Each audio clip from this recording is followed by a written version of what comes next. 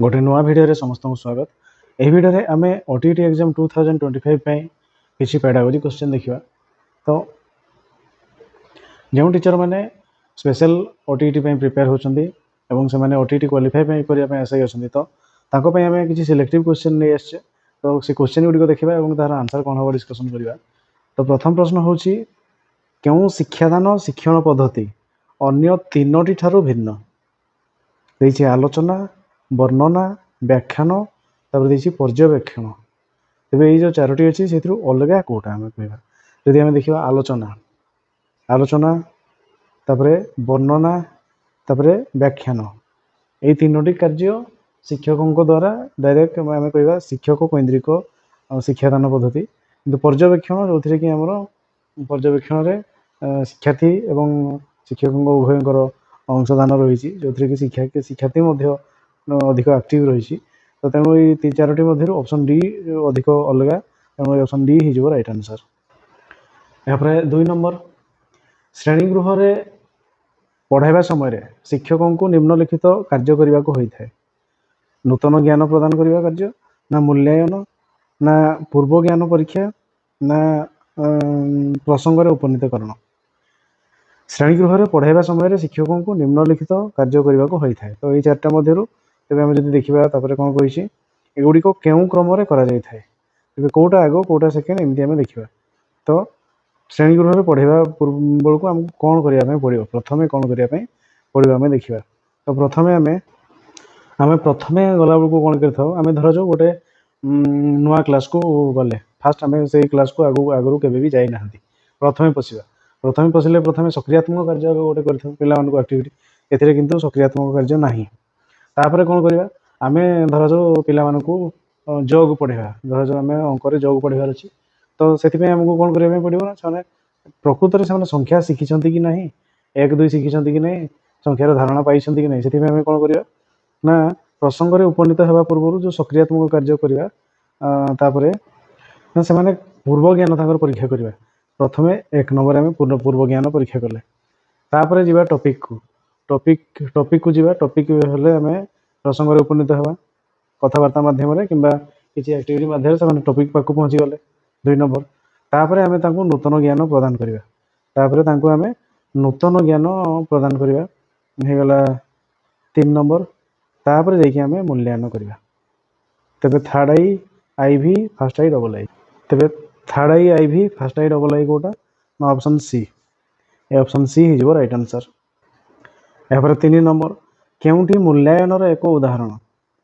Option रही विद्यालय मासिक परीक्षा खाता देखा, ना ओटीटी परीक्षा खाता देखा, ना डीएलईडी परीक्षा खाता देखा, ना एथिरू कौन सी नुह। तेरे केउंठी मूल्यांकन गोटे उदाहरण तेज आम जो देखा ओटीटी खाता देखा आम पिलार तार क्वालिटी गुण आम से किसी मैंने जानी ना खाली से गोटे क्वेश्चन दिखाई से क्वेश्चन उपर तार नॉलेज केते सेटा को आम देखुचे एथिरे किसी वैल्यू ऐड हो नहीं। तेणु एगुड़ा सब मूल्यांकन नुह एगुड़ा मूल्यांकन नुह तेणु ऑप्शन डी हो राइट आंसर। जदि आम तार शैक्षिक सहशैक्षिक सब गुण गुड़ी को देखा तेरे से मूल्यांकन आसो ऑप्शन डी एमध्य कौन सी नुह हो राइट आंसर। यहाँ 4 नंबर केउंटी सृजनशीलतार एक लक्षण नुह। विक्षिप्त चिंतन, ना मौलिकता, ना केन्द्राभिमुखी चिंतन, ना नमनीयता। तेरे कौटा सृजनशीलतार गोटे लक्षण नुहे बोली कही सृजनशीलतार लक्षण नुह। तेरे यार आंसर कौन करवा ना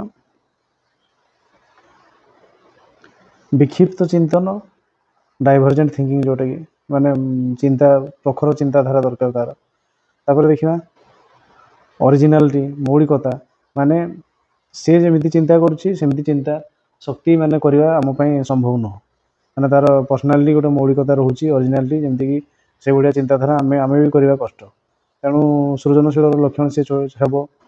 तापर देखा फ्लेक्सिबिलिटी माने परिस्थिति अनुजाई तार चिंताधारा बा से तार चिंताधारा को चेंज कर केन्द्राभिमुखी चिंतन माने ताको आम कौन कहीपर संकीर्ण मना तो सहीटा हे तो हो न पारे तेणु ऑप्शन सी हो राइट आंसर। यहाँ 5 नंबर निम्नोक्त क्यों शिक्षण पद्धति रे मानसिक कार्य अधिक आवश्यक। मेंटल ऑपरेशन बहुत दरकार हो कौन हम देखा पर्यवेक्षण ना परीक्षण ना अनुकरण ना चिन्हटीकरण तेज कौ कार्यटा करने आमको बेसी मानसिक कार्य दरकार पर्यवेक्षण किसी नहीं आम देखा अनुकरण जड़े करदेव ता सहित आम करवा चिन्हटीकरण एत किसी दरकार नहीं चिन्हवाई पड़ो कि परीक्षण परीक्षा करने जब आमको दि जाए ये आमको कष्ट हो गोटे पिला क्षेत्र में कहुच्छी जब आम पिला हिसाब से निजक कंपेयर करवा तेरे परीक्षण करवा गोटे पिला अधिक कष्ट जोटा कि तार मानसिक कार्य अधिक आवश्यक तेणु ऑप्शन बी हो राइट आंसर।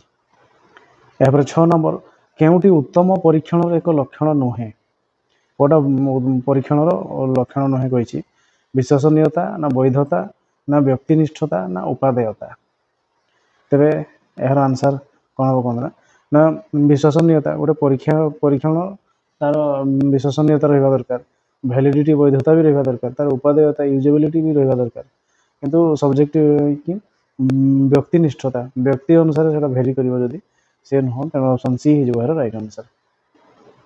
यहाँ 7 नंबर केउटी प्राक कैशोर अवस्था शिक्षार्थी एक लक्षण नुहे निज कार्य प्रति अन्यर दृष्टि आकर्षण करवा ना निज दल प्रति आनुगत्य प्रकाश करवा नुआ नुआ विषय प्रति आग्रह प्रकाश करवा ना परिश्रम नक लक्ष्य हासिल करने को इच्छा करवा तेज केउटी प्राक कैशोर अवस्था शिक्षार्थी एक लक्षण नुहे बोली कही तेरे आम जब देखा निज कार्य प्रति अन्यर दृष्टि आकर्षण करवा ठीक अच्छे निज गोटे पिलाटी कम करमती लोक मैंने मत देखिए प्रशंसा करते से चाहिए करे ठीक अच्छे निज दल प्रति दल से बचाई चाहती और निज दल किसी करने चाहते ठीक अच्छे नुआ विषय प्रति आग्रह प्रकाश ये भी ठीक अच्छे परिश्रम न करी लक्ष्य हासिल करने को इच्छा करवा यहाँ गोटे लक्षण नुहे तेणु ऑप्शन डी हो राइट आंसर।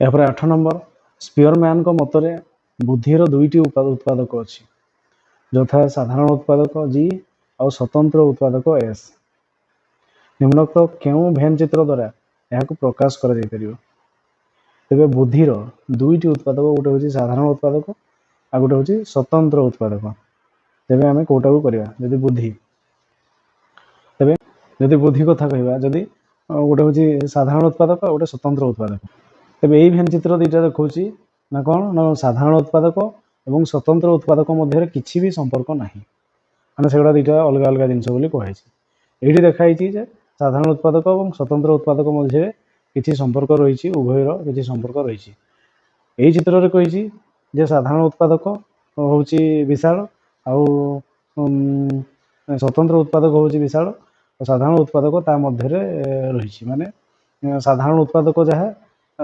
स्वतंत्र उत्पादक जहाँ साधारण उत्पादक जदि कथा कहवा साधारण उत्पादक स्वतंत्र उत्पादक मध्य रही माने स्वतंत्र उत्पादक जदि विचार करवा तेज साधारण उत्पादक ता भितर रही कहुई ये तार उल्टाटा ये कही ना साधारण उत्पादक मध्य स्वतंत्र उत्पादक रही कहुई किंतु जदि आम देखा तेज बुद्धि कथा विचार करवा तेज दुईटा परस्पर मध्य किसी संपर्क रही स्वतंत्रता भी तेणु ऑप्शन बी हो राइट आंसर।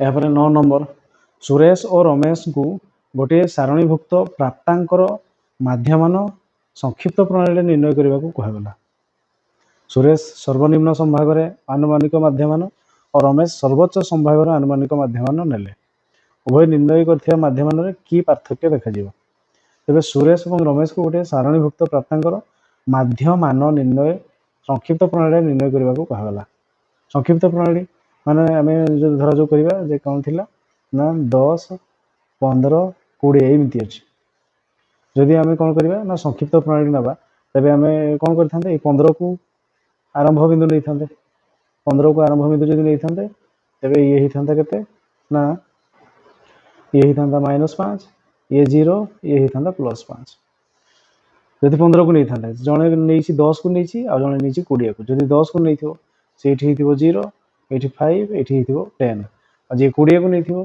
तार ये 0 ये -5 ये -10 किंतु जदि आम बाहर करवा निर्णय करवा तेबे से आरंभ बिंदु को आम मिसेकी माध्यम निर्णय करवा summation of fx by summation of f करवा माने आरंभ बिंदु ता सहित सब गुड़ार जोगफल बाय यात्रा संख्या अच्छे ये हूँ आम माध्यमान सूत्र तो जे मझी को नेले भी जहाँ बाहर उपरटा को नेले भी जहाँ बाहर तलटा को भी नेले से सेम बाहर तेणु उपरू हिसाब करूँ कि तलू हिसाब करूँ संक्षिप्त प्रणाली जदि कही आरंभ बिंदु नहीं पड़ो तेणु दुईटा जाक सामान ही तेणु ऑप्शन रे अच्छी सुरेश निर्णय करथिबा माध्यमान रमेश माध्यमान ठाରୁ बड़ हेब नहीं सामान हम सुरेश निर्णय करथिबा माध्यमान रमेश ठारू सान हम एटे भी हेब नहीं तेबे उभय निर्णय करथिबा माध्यमान भूल हेब ही नहीं उभय निर्णय करथिबा माध्यमान सामान हम ये ऑप्शन ठीक अछि तेणु ये ऑप्शन डी हो राइट आंसर। यहाँ पर 10 नंबर शिक्षण तत्व संपर्क क्यों उक्ति ठीक प्रजत्न प्रमाद तत्व अनुसार अनेक निष्फल प्रचेष्टा पर लक्ष्य साधन होता है मात्र अंतर्दृष्टि तत्व अनुसार कौन सी प्रचेष्टा बिना लक्ष्य साधन होता है तेरे कौटा ठीक बोलिकी कहुई प्रजत्न प्रमाद तत्व अनुसार अनेक निष्फल प्रचेष्टा पर लक्ष्य साधन होता है मात्र अंतर्दृष्टि तत्व अनुसार कौन सी प्रचेष्टा बिना लक्ष्य साधन होता है अंतर्दृष्टि तत्व प्रचेष्टा प्रचेष्टा बिना लक्ष्य साधन हो पार ना ये ठीक भूल अच्छे तापर अंतर्दृष्टि तत्व अनुसार अल्प प्रचेष्टा लक्ष्य साधन होता है मात्र प्रजत्न प्रमाद अनुसार बहु प्रचेष्टा लक्ष्य साधन होता है चलो ये ठीक अच्छे माने प्रजत्न प्रमाद तत्व अनुसार गोटे टास्क दिखाई से आम निजे चेष्टा करी करी करी करी करी करी से ऑप्शन टा जो पाइबा जाकि जाना हाँ यहाँ से टाइप तेणु प्रजत्न प्रमाद कष्ट ये ठीक हो पारे देखा उभय तत्व अनुसार बहुत प्रचेषा पर लक्ष्य साधित हुए ना गोटे टी सहज अच्छी उभय तत्व अनुसार अल्प चेष्टा हुए ना तेणु से ऑप्शन बी ही राइट आंसर ऑप्शन बी हूँ राइट आंसर। यहाँ पर 11 साधारणतः जड़े अष्टम श्रेणी छात्र विकास धारार क्यों पर्यायर पहुँची था आद्य बाल्यावस्था ना प्रांत बाल्यावस्था ना प्राक कैशोर अवस्था ना कैशोर अवस्था तेज साधारणतः जड़े अष्टम श्रेणी छात्र विकास धारार क्यों पर्यायर पहुँची थाए कहुई यार आंसर हो तेज आम देखा अर्ली चाइल्डहुड जोटा कि आम आद्य बाल्यावस्था कहचे से हूँ 2 ରୁ 6 वर्ष अर्ली चाइल्डहुड तापर जदि देखा आम लेट चाइल्डहुड माने जोटा प्रांत बाल्यावस्था आद्य बाल्यावस्था हूँ 2 ରୁ 6 से कहवा के 6 ରୁ 11 वर्ष प्रांत बाल्यावस्था तापर जदि आम कहवा कौन ना प्राक कैशोर अवस्था जोटा कि आम कहवा आम कहवा प्राक कैशोर अवस्था से आम कहीपर कौन ना प्राक कैशोर अवस्था 9 वर्ष ରୁ 12 वर्ष भितर यहाँ आसो प्राक कैशोर अवस्था प्री आडोलेसन जोटा आडोलेसन हो 12 ରୁ 18 भितर यहाँ आसो 12 ରୁ 18 तो आमर कही पाठ कौन ना अष्टम श्रेणी छात्र आमर पाखापाखि 12 + 13 पाखापाखि हो तेणु से कैशोर अवस्था पदार्पण कर सारी ऑप्शन डी हो राइट आंसर। यहाँ 12 नंबर व्यक्तिगत तारतम्य दृष्टि निम्नोक्त केउटी उपयुक्त शिक्षादान व्यवस्था गोटे श्रेणी में दलगत शिक्षादान ना प्रतिभाशाली शिक्षार्थी मानक गोटे श्रेणी शिक्षादान ना सबू पिला सामान पाठ्यक्रम आधारित शिक्षादान ना प्रत्येक शिक्षार्थीर दक्षता और आवश्यकता आधारित शिक्षादान तेरे व्यक्तिगत तारतम्य दृष्टि निम्नोक्त केउटी उपयुक्त शिक्षादान व्यवस्था व्यक्तिगत तारतम्य गोटे श्रेणी दलगत शिक्षादान ना प्रतिभाशाली शिक्षार्थी मानक गोटे प्रतिभा श्रेणी को गोटे अलग करदेटा हम नहीं सबू पिला सामान पाठ्यक्रम आधारित शिक्षादान कष्ट अच्छी प्रत्येक शिक्षार्थीर दक्षता और आवश्यकता आधारित शिक्षादान ये ठीक अच्छे प्रत्येक पिला जहाँ चाहूँगी से भाया शिक्षादान देवा तेणु ऑप्शन डी हो राइट आंसर। यहाँ 13 केउटी गरिष्ठक निर्णय कर सूत्र तेज आमको मन रखा पड़ो गरिष्ठक आमर 3टा जिनस अच्छी माध्यमान तापर अच्छी मध्यमा तापर अच्छी गरिष्ठक तापर माध्यमान यहाँ हूँ किए ना मीन एम मध्यमा मीडियन एम डी आ गरिष्ठक हूँ मोड एमओ यार सूत्र हूँ एमओ गरिष्ठक एमओ हूँ किए ना 3md - 2m माने 3 गुणन यहाँ हूँ किए मध्य 3 गुणन मध्यमा 2 गुणन माध्यमान तेणु यार आंसर हो कौन ना 3 मध्यमा - 2 माध्यमान ऑप्शन ए हो राइट आंसर। यहाँ 14 नंबर ଶିକ୍ଷକଙ୍କ ଦ୍ୱାରା ପ୍ରସ୍ତୁତ ଦୈନିକ ପାଠଟିକାରେ କ'ଣ ନଥାଏ? ଶିକ୍ଷଣ ପ୍ରସଙ୍ଗ ନଥାଏ, ନା ମୂଲ୍ୟାୟନ ପ୍ରଶ୍ନାବଳୀ ନଥାଏ, ନା ପାଠ୍ୟ ବିଷୟବସ୍ତୁର ସଂକ୍ଷିପ୍ତ ବିବରଣୀ ନଥାଏ, ନା ଶିକ୍ଷଣ ଶିକ୍ଷାଦାନ ସାମଗ୍ରୀ ନଥାଏ। ତେବେ ଶିକ୍ଷକଙ୍କ ଦ୍ୱାରା ପ୍ରସ୍ତୁତ ଦୈନିକ ପାଠଟିକାରେ କ'ଣ ନଥାଏ? ତେବେ କ'ଣ ନଥାଏ ବୋଲି କୁହାଯାଇଛି? ଦୈନିକ ପାଠ ଟିକାରେ ଆମର କ'ଣ ନଥାଏ? ଲେସନ୍ ନୋଟ୍ରେ ଆମେ ଶିକ୍ଷଣ ପ୍ରସଙ୍ଗ ଲେଖିଥାଉ। ମୂଲ୍ୟାୟନ ଲେସନ୍ ପ୍ଲାନ୍ରେ ମୂଲ୍ୟାୟନ ରହିବ। ଲେସନ୍ ନୋଟ୍ରେ ନୁହଁ ପ୍ଲାନ୍ରେ ମୂଲ୍ୟାୟନ ପ୍ରଶ୍ନ। ପାଠ୍ୟ ବିଷୟବସ୍ତୁର ସଂକ୍ଷିପ୍ତ ବିବରଣୀ ଠିକ୍ ଅଛି ରହିବ। ଶିକ୍ଷଣ ଶିକ୍ଷାଦାନ ସାମଗ୍ରୀ, ଏଠି ସାମଗ୍ରୀର ନାଁ ଗାଏ ରହିବ। ଆମେ ନାଁ ଗୋଟେ ରହିବ, ଠିକ୍ ଅଛି। ମୂଲ୍ୟାୟନ ପ୍ରଶ୍ନାବଳୀ ନଥାଏ, ନୋଟ୍ରେ ନଥାଏ, ପ୍ଲାନ୍ରେ ଥାଏ। ତେଣୁ ଅପସନ୍ ବି ହେଇଯିବ ରାଇଟ୍ ଆନ୍ସର୍। ଏଠି ଲେସନ୍ ନୋଟ୍ କଥା କୁହାଯାଇଛି, ପ୍ଲାନ୍ ନୁହଁ। ତେଣୁ ଇଭାଲୁଏସନ୍ କ୍ୱେଶ୍ଚନ୍ ନଥାଏ। ଅପସନ୍ ବି ହେଇଯିବ ରାଇଟ୍ ଆନ୍ସର୍। ଏହାପରେ 15 ନମ୍ବର, ନିମ୍ନୋକ୍ତ କେଉଁ ଉକ୍ତିଟି ଠିକ୍ ବୋଲି କୁହାଯାଇଛି? ନିର୍ଭରଯୋଗ୍ୟ ପରୀକ୍ଷଣ ସର୍ବଦା ବୈଧ ଅଟେ, ନା ସମସ୍ତ ବସ୍ତୁନିଷ୍ଠ ପରୀକ୍ଷଣ ବୈଧ ଅଟେ, ନା ବୈଧ ପରୀକ୍ଷଣ ସର୍ବଦା ନିର୍ଭରଯୋଗ୍ୟ ଅଟେ, ନା ସମସ୍ତ ନିର୍ଭରଯୋଗ୍ୟ ପରୀକ୍ଷଣ ବସ୍ତୁନିଷ୍ଠ ଅଟେ। ତ ଏହାର ଆନ୍ସର୍ ହେବ କ'ଣ? ନିର୍ଭରଯୋଗ୍ୟ ପରୀକ୍ଷଣ ସର୍ବଦା ବୈଧ ଅଟେ, ନା ସମସ୍ତ ବସ୍ତୁନିଷ୍ଠ ପରୀକ୍ଷଣ ବୈଧ ହେବ ନାହିଁ। ତାପରେ ସମସ୍ତ ନିର୍ଭରଯୋଗ୍ୟ ବସ୍ତୁନିଷ୍ଠ ବି ହେଇପାରିବ ନାହିଁ। ବୈଧ ପରୀକ୍ଷଣ ସର୍ବଦା ନିର୍ଭରଯୋଗ୍ୟ, ଏ ବୈଧ ପରୀକ୍ଷଣ ସର୍ବଦା ନିର୍ଭର କରିବା ଆମେ ନିର୍ଭରଯୋଗ୍ୟ। ତେଣୁ ଅପସନ୍ ସି ହେଇଯିବ ରାଇଟ୍ ଆନ୍ସର୍। ନିର୍ଭରଯୋଗ୍ୟ ଲାଷ୍ଟକୁ ଆସିବ। ଆମେ ସେଟାକୁ ସେଇଭଳିଆ ପରୀକ୍ଷଣ କଲେ ଆମେ ସଫଳତା ପାଇବା ବୋଲି ଆମର ଗୋଟେ ଆଇଡ଼ିଆ ଆସିବ। ତେଣୁ ବୈଧ ପରୀକ୍ଷଣ ସର୍ବଦା ନିର୍ଭରଯୋଗ୍ୟ ଅଟେ। ଅପସନ୍ ସି ହେଇଯିବ ରାଇଟ୍ ଆନ୍ସର୍। ଏହାପରେ 16 ନମ୍ବର, ପ୍ରତିଭାଶାଳୀ ଶିକ୍ଷାର୍ଥୀମାନଙ୍କୁ ଶିକ୍ଷାଦାନ ନିମନ୍ତେ ଶିକ୍ଷକ କ'ଣ କରିବା ଆବଶ୍ୟକ? ପ୍ରତିଭାଶାଳୀ ଯେଉଁମାନେ ଗିଫ୍ଟେଡ୍ ଷ୍ଟୁଡେଣ୍ଟ, ଜିଜ୍ଞାସାମୂଳକ ପ୍ରଶ୍ନ ପଚାରିବେ। ତାପରେ ଦେଇଛି ବିକ୍ଷିପ୍ତ ଚିନ୍ତନମୂଳକ ପ୍ରଶ୍ନ ପଚାରିବେ, ବିଶ୍ଳେଷଣାତ୍ମକ ପ୍ରଶ୍ନ ପଚାରିବେ। ଏ ସମସ୍ତ ଆମେ ଗୋଟେ ଇଣ୍ଟେଲିଜେଣ୍ଟ ଷ୍ଟୁଡେଣ୍ଟକୁ ଆମେ ଏଗୁଡ଼ା ସବୁ କରିବା। ସେ ତାକୁ ଚିନ୍ତା ପ୍ରତ୍ୟାଶାମୂଳକ, ବିକ୍ଷିପ୍ତ ଚିନ୍ତାମୂଳକ, ମୁଣ୍ଡ ଘୁରେଇଲା ଭଳିଆ କ୍ୱେଶ୍ଚନ୍ ଆଉ ବିଶ୍ଳେଷଣାତ୍ମକ ପ୍ରଶ୍ନ ବି ପଚାରିବା। ଆଉ ତେଣୁ ଏ ସମସ୍ତ ଅପସନ୍ ଡି ହେଇଯିବ ରାଇଟ୍ ଆନ୍ସର୍। 17, ଗୋଟିଏ ପ୍ରଶ୍ନ ଯେଉଁ ଶୈକ୍ଷିକ ଉଦ୍ଦେଶ୍ୟ ମାପ କରିବା ନିମନ୍ତେ ପ୍ରସ୍ତୁତ କରାଯାଇଥାଏ, ଯଦି ତାହା ସେହି ଉଦ୍ଦେଶ୍ୟ ପରିମାପ କରେ, ତେବେ ତାହା ପ୍ରଶ୍ନର କେଉଁ ଗୁଣକୁ ସୂଚାଇଥାଏ? ବୈଧତା, ନା ବିଶ୍ୱସନୀୟତା, ନା ବସ୍ତୁନିଷ୍ଠତା, ନା ଉପଯୋଗିତା? ତେବେ ଗୋଟିଏ ପ୍ରଶ୍ନ ଯେଉଁ ଶୈକ୍ଷିକ ଉଦ୍ଦେଶ୍ୟ ମାପ କରିବା ନିମନ୍ତେ ପ୍ରସ୍ତୁତ କରାଯାଇଛି, ଧରାଯାଉ ଆମେ ଗୋଟେ ପ୍ରଶ୍ନ କରିଛେ, ଗୋଟେ ଉଦ୍ଦେଶ୍ୟ ନେଇଛେ, ସେଇଟାକୁ ମାପ କରିବା ପାଇଁ ଆମେ ଗୋଟେ ପ୍ରଶ୍ନ କରିଛେ। ଯଦି ତାହା ସେଇ ଉଦ୍ଦେଶ୍ୟ ପରିମାପ କରୁଛି, ତେବେ ତାହା ପ୍ରଶ୍ନର କେଉଁ ଗୁଣଟାକୁ ସୂଚାଉଛି? ତେବେ ତାର କେଉଁ ଗୁଣଟାକୁ? ତାର ବୈଧତାକୁ ସୂଚାଉଛି। ପ୍ରଶ୍ନଟା ସେଇ ଅନୁସାରେ ଠିକ୍ ଅଛି। ତେଣୁ ବୈଧତା ଅପସନ୍ ଏ ହେଇଯିବ ରାଇଟ୍ ଆନ୍ସର୍। ଏହାପରେ 18, ନିମ୍ନୋକ୍ତ କେଉଁଟି ବହୁ ବିକଳ୍ପ ପ୍ରଶ୍ନର ଏକ ଲକ୍ଷଣ ନୁହେଁ? ବହୁ ବିକଳ୍ପ ଉତ୍ତର ଗୁଡ଼ିକ ଠିକ୍ ଭଳି ଜଣାପଡ଼େ, ନା କମ୍ ସମୟରେ ଠିକ୍ ମୂଲ୍ୟାୟନ ହୋଇଥାଏ, ନା ବିକଳ୍ପମାନଙ୍କ ମଧ୍ୟରୁ ଗୋଟିଏ ଠିକ୍ ଉତ୍ତର ଥାଏ, ନା ପ୍ରଶ୍ନପତ୍ର ସହଜରେ ପ୍ରସ୍ତୁତ କରାଯାଇପାରେ। ତେବେ କେଉଁଟି ବହୁ ବିକଳ୍ପ ପ୍ରଶ୍ନର ଏକ ଲକ୍ଷଣ ନୁହେଁ ବୋଲି କୁହାଯାଇଛି? ତ ଆମେ କ'ଣ କରିବା ନା ବିକଳ୍ପ ଗୁଡ଼ିକର ଉତ୍ତର ଠିକ୍ ବୋଲି ଜଣାପଡ଼େ, ସବୁଗୁଡ଼ା ଠିକ୍ ଏକା ଟାଇପ୍ର ହେବା ଦରକାର। କାରଣ ଯଦି ଆମେ ଗୋଟେ କରିବା ଭାରତର ରାଜଧାନୀର ନାଁ କ'ଣ, ଏଠି ଆମେ ଲେଖିଦେବା ଗୋଟେ ଦିଲ୍ଲୀ ଲେଖିଦେବା, ଆଉ ଗୋଟେ ଆଳୁ ଲେଖିଦେବା, ଆଉ ଗୋଟେ ପିଆଜ, ଆଉ ଗୋଟେ ରସୁଣ, ତ ସିଏ ସହଜରେ ଜାଣିପାରିବ ଦିଲ୍ଲୀ ବୋଲି। କାରଣ ଏଗୁଡ଼ା ସବୁ ପରିବାର ନାଁ ଗୁଡ଼ା। ତେଣୁ ଅପସନ୍ ଗୁଡ଼ିକ ଏମିତି ଦେବା ଯେମିତିକି ସବୁଗୁଡ଼ା ଏକା ଭଳିଆ ଜଣାପଡ଼ୁଥିବ। ଦିଲ୍ଲୀ, କୋଲକାତା, ମୁମ୍ବାଇ ଏମିତି ନାଁ ଗୁଡ଼ା ଦେବା ଜାଗାର ନାଁ।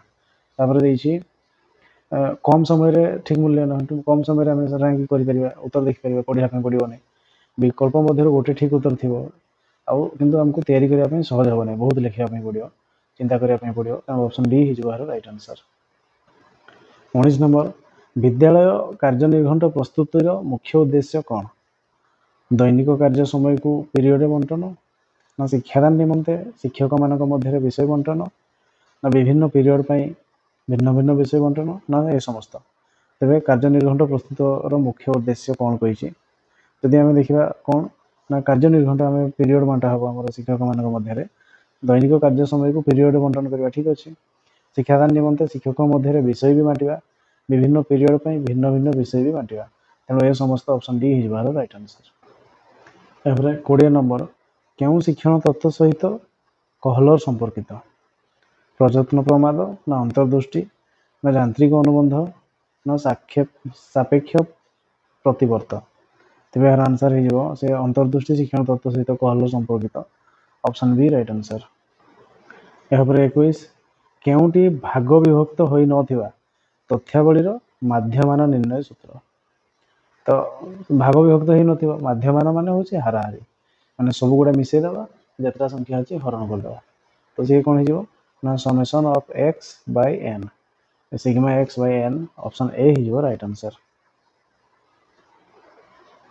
यापर 22 वाल्स को मतरे सृजनशील कार्य क्रमान्वय 4 गोटी स्तर रे संपूर्ण होई थाए यार चतुर्थ स्तरटी कौन तेरे वाल्स को मतरे सृजनशील कार्य तर क्रमान्वय 4टा स्तर रे संपूर्ण होई थाए यार चतुर्थ स्तरटी कहिछि तो अधिपालन अनुप्रेरण सत्यता निर्माण उपस्थापन तेरे हम जदि देखिबा तांकर 4टी स्तर होछि गोटा होछि प्रस्तुति तापर अधिपालन तापर अनुप्रेरण तापर सत्यता निर्माण तो ये ऑप्शन सी हिजो राइट आंसर।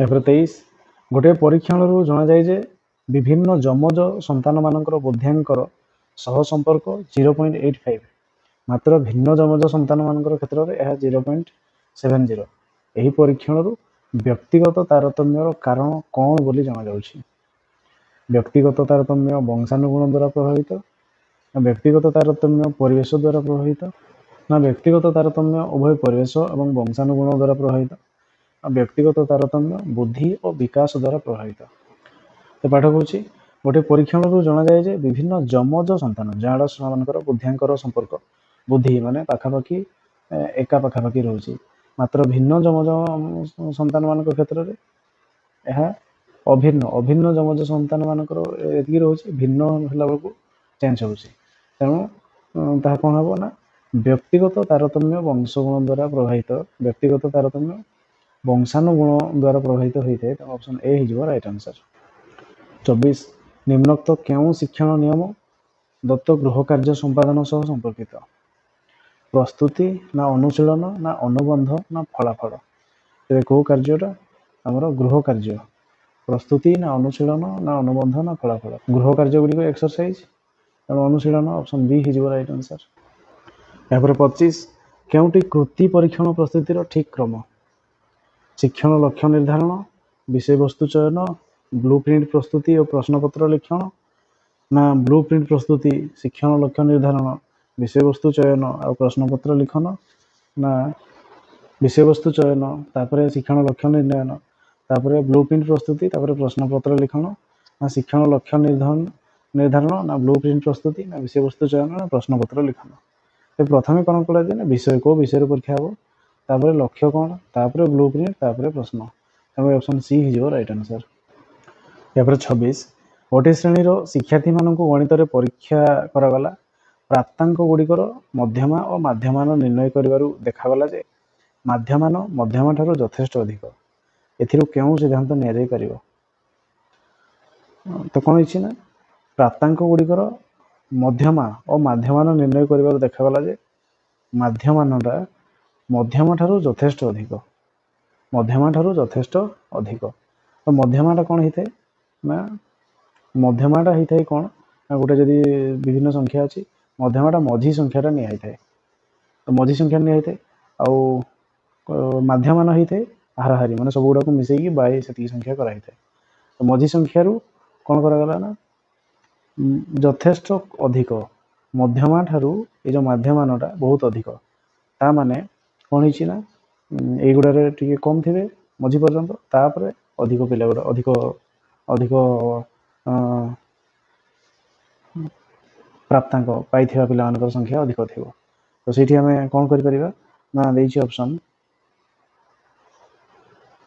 गणित मेधावी पिला संख्या अधिक ना गणित दुर्बल पिला संख्या अधिक ना गणित मेधावी और दुर्बल पिला संख्या सामान ना कौन सिद्धांत नि मध्यमा ठारू माध्यमान अधिक कही माने मध्यमा हूँ सान सान थी माने प्रथम प्रथम मझी पर्यंत सान थे तापर किसी सान तापर हठात बढ़ी थे धर जो ये 1 2 3 4 5 गला तापर बढ़ी जाइए 50 60 70 2 3टा थे से सेतेबेले कौन हो ना मध्यमानटा अधिक हो मध्यमाटा से मझामझी संख्या गुड़िक कम थी प्रथम संख्या गुड़ा भी कम थी तेणु कौन हो ना कम पिला गुड़िक अधिक थे अधिक नंबर पिला गुड़िक कम थे से हिसाब से मध्यमान बहुत अधिक हो तेणु कौन हो ना गणित में दुर्बल पिला संख्या अधिक ऑप्शन बी हो राइट आंसर। एपर 27 केतेक पिला दुई समान भाग में विभक्त कर परीक्षा करागला प्रथम भाग पिलांकर प्राप्तांक माध्यमान पाखापाखि थिबा बेले द्वितीय भाग पिलांकर प्राप्तांक माध्यमान ठारू दूर रहिला एथिरु कोन कहा जाय परिबो ऑप्शन रे अछि प्रथम दलर प्राप्तांक मानकर मानक विच्युति द्वितीय दलर मानक विच्युति ठारू अधिक ना प्रथम दलर प्राप्तांक मानकर मानक विच्युति द्वितीय दलर मानक विच्युति ठारू कम आ उभय दलर मानक विच्युति समान ना मानक विच्युति विषय किछि कहि हबो नाही तेरे केतेक पिला दुई समान भाग में विभक्त करके परीक्षा करागला प्रथम भाग पिलांकर प्राप्तांक माध्यमान पाखापाखि थिबा बेले द्वितीय भाग पिलांकर प्राप्तांक माध्यमान ठारू दूर रहिला तेरे आम देखा दुईटा दल प्रथम दलर प्राप्तांक मानकर मानक विच्युति द्वितीय दलर मानक विच्युति ठारू कम तामाने प्रथम दलर प्राप्तांकर मानक विच्युति द्वितीय दलर मानक विच्युति ठारू कम हबो ऑप्शन बी हो राइट आंसर। एपर 28 एकक पाठ योजना रे कौन न थाए परीक्षार्थी दक्षता ना उप एकक मानकर शिक्षण उद्देश्य ना प्रत्येक उप एकक पई आवश्यक पीरियड संख्या ना शिक्षादान शिक्षण उपकरण तेरे एकक पाठ योजना रे कौन न थाए बोली कहैछि तेरे एकक पाठ योजना रे उप एकक मानकर शिक्षण उद्देश्य थिबो प्रत्येक उप एकक पई आवश्यक पीरियड भी थिबो शिक्षादान शिक्षण उपकरण थिबो किंतु सेठी शिक्षार्थी दक्षता न थाए ऑप्शन ए हो राइट आंसर। आम जते लेसन यूनिट लेसन प्लान करूचे यूनिट गोटे यूनिट रो सेते से तार पीपल्स रो एबिलिटी सेते किछि न थाए ऑप्शन ए हो राइट आंसर। 29 प्रतिभाशाली शिक्षार्थी को चिन्हिबा पई निम्नोक्त केउ पद्धतिटी उपयुक्त नहे कहिछि कृति परीक्षण ना अभियोग्यता परीक्षण ना बुद्धि परीक्षण ना निदानात्मक परीक्षण तेरे एथिरे डायग्नोस्टिक टेस्ट करवा नहीं जिते प्रतिभाशाली चिन्हट करुचे तेणु निदानात्मक नुह एगुड़ा सब कर ऑप्शन डी हो राइट आंसर। दश दुर्बलता ये करने आम निदानात्मक परीक्षण करवा कृति परीक्षण कृति प्रतिभाशाली शिक्षार्थी को चिन्हवाई नुह ऑप्शन डी राइट आंसर। 30 निम्नोक्त केउटी मुख्यतः शिक्षण प्रक्रिया सह संपर्कित पुनर्बलन ना परिवेश ना प्रशिक्षण ना ए समस्त तेरे गुड़ा सब गुड़ा दरकार ऑप्शन डी हो राइट आंसर। तो क्वेश्चन नंबर 31 निम्नोक्त मध्यरु केउटी सादृश्य बोधक अव्यय केन्हे ना ओहो ना ढंग ढंग ना होई तेरे केउटी सादृश्य बोधक अव्यय बोली कहाइछि तो तेरे यार आंसर हो कौन ना केन्हे ऑप्शन ए हो राइट आंसर। यहाँ 32 नंबर धरा को सरा मणिबा लोकवाणीटीर अर्थ कौन कष्टे मष्टे बंचिबा ना अति गर्व भाव प्रदर्शन करवा ना असंभव कथा कहवा ना सावधान रे कार्य करवा तेरे धरा को सरा मणिबा लोकवाणीर अर्थ कौन बोली कहाइछि तो धरा को सरा मणिबा माने काहारी को खातिर न करवा जोटा कि आमर कि अति गर्व भाव प्रदर्शन करवा से भाया ऑप्शन बी हो राइट आंसर। यहाँ 33 केसरी केउ शब्दटी यार प्रतिशब्द नुहे कंठीरव ना पंचशिख ना मृगपति ना मतंगज तो एथिरे आम देखा मतंगज हूँ हस्ती आउ केसरी हूँ जोटा कि आम कि कह सिंह तेरे केसरी जदि आम देखा केसरी बहुत प्रकार अच्छी ये अच्छी हनुमान पिता लिखाई तापर जदि जीवा केसरी को जदि देखा तेबे केसरी हूँ सिंह केसरी को आम कहवा सिंह बड़ुआ सिंह को भी आम कहवा तापर पुणी जदि देखा केसरी तेबे केसरी हूँ नृप नृप हम नृप विशेष नृप नृपति जोटा कि आम कह केसरी तो सही दृष्टि जब आम विचार करवा तेरे केसरी शब्दटी यार प्रतिशब्द नुहे तेज मतंगज कह कारण मतंगज हूँ हस्ती एगुड़ा सब हूँ कहाँ ना गोटे सिंहर प्रति केशर प्रतिशब्द तेणु ऑप्शन डी हो राइट आंसर। यहाँ 34 नंबर देणा विपरीतार्थ बोधक शब्दटी बाछ गाउणा ना बाजेणा ना पाउणा ना मागणा तेरे देणा देणा तार विपरीत हो कौन ना देणा तार विपरीत कहीपर आम मागणा ऑप्शन डी हो राइट आंसर। यहाँ 35 केउथिरे क्रियाज विशेषण व्यवहृत तेमंत रूप ना चंचल मन ना शुभ्र वस्त्र ना भोकिला कुकुर क्रियाज विशेषण व्यवहृत कौन क्रियाज विशेषण तो भोकिला कुकुर हम ऑप्शन डी हो राइट आंसर। यहाँ 36 तांकर संतान जात है रेखांकित पदटी क्यों प्रकार सर्वनाम ए सर्वनाम है कौन सर्वनाम तांकर सर्वनाम संतान जात है प्रश्नवाचक ना निर्णायक ना पुरुषवाचक ना निर्देशात्मक जदि आम यहाँ कहवा तेरे तांकर हूँ आमर तांकर तृतीय पुरुष जदि हम तांकर तेणु पुरुषवाचक ऑप्शन सी हो राइट आंसर।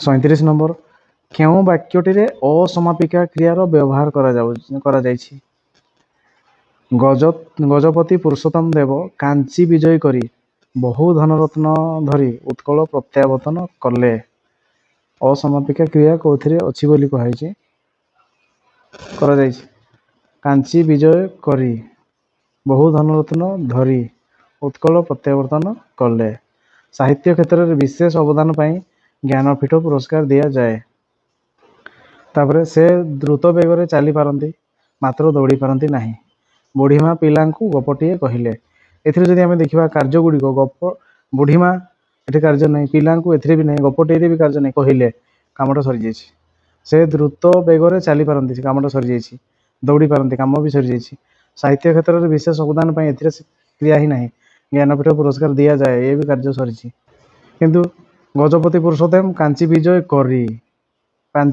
करिले बा कले जदि होता ताने समापिका होता करी बहुत धनरत्न धरी धरिले जदि होता धरी एमती जदि होता समापिका होता प्रत्यावर्तन कले ये दुईटा असमापिका क्रिया रही जाइए तेणु असमापिका क्रियार व्यवहार ऑप्शन ए रही ऑप्शन ए हो राइट आंसर।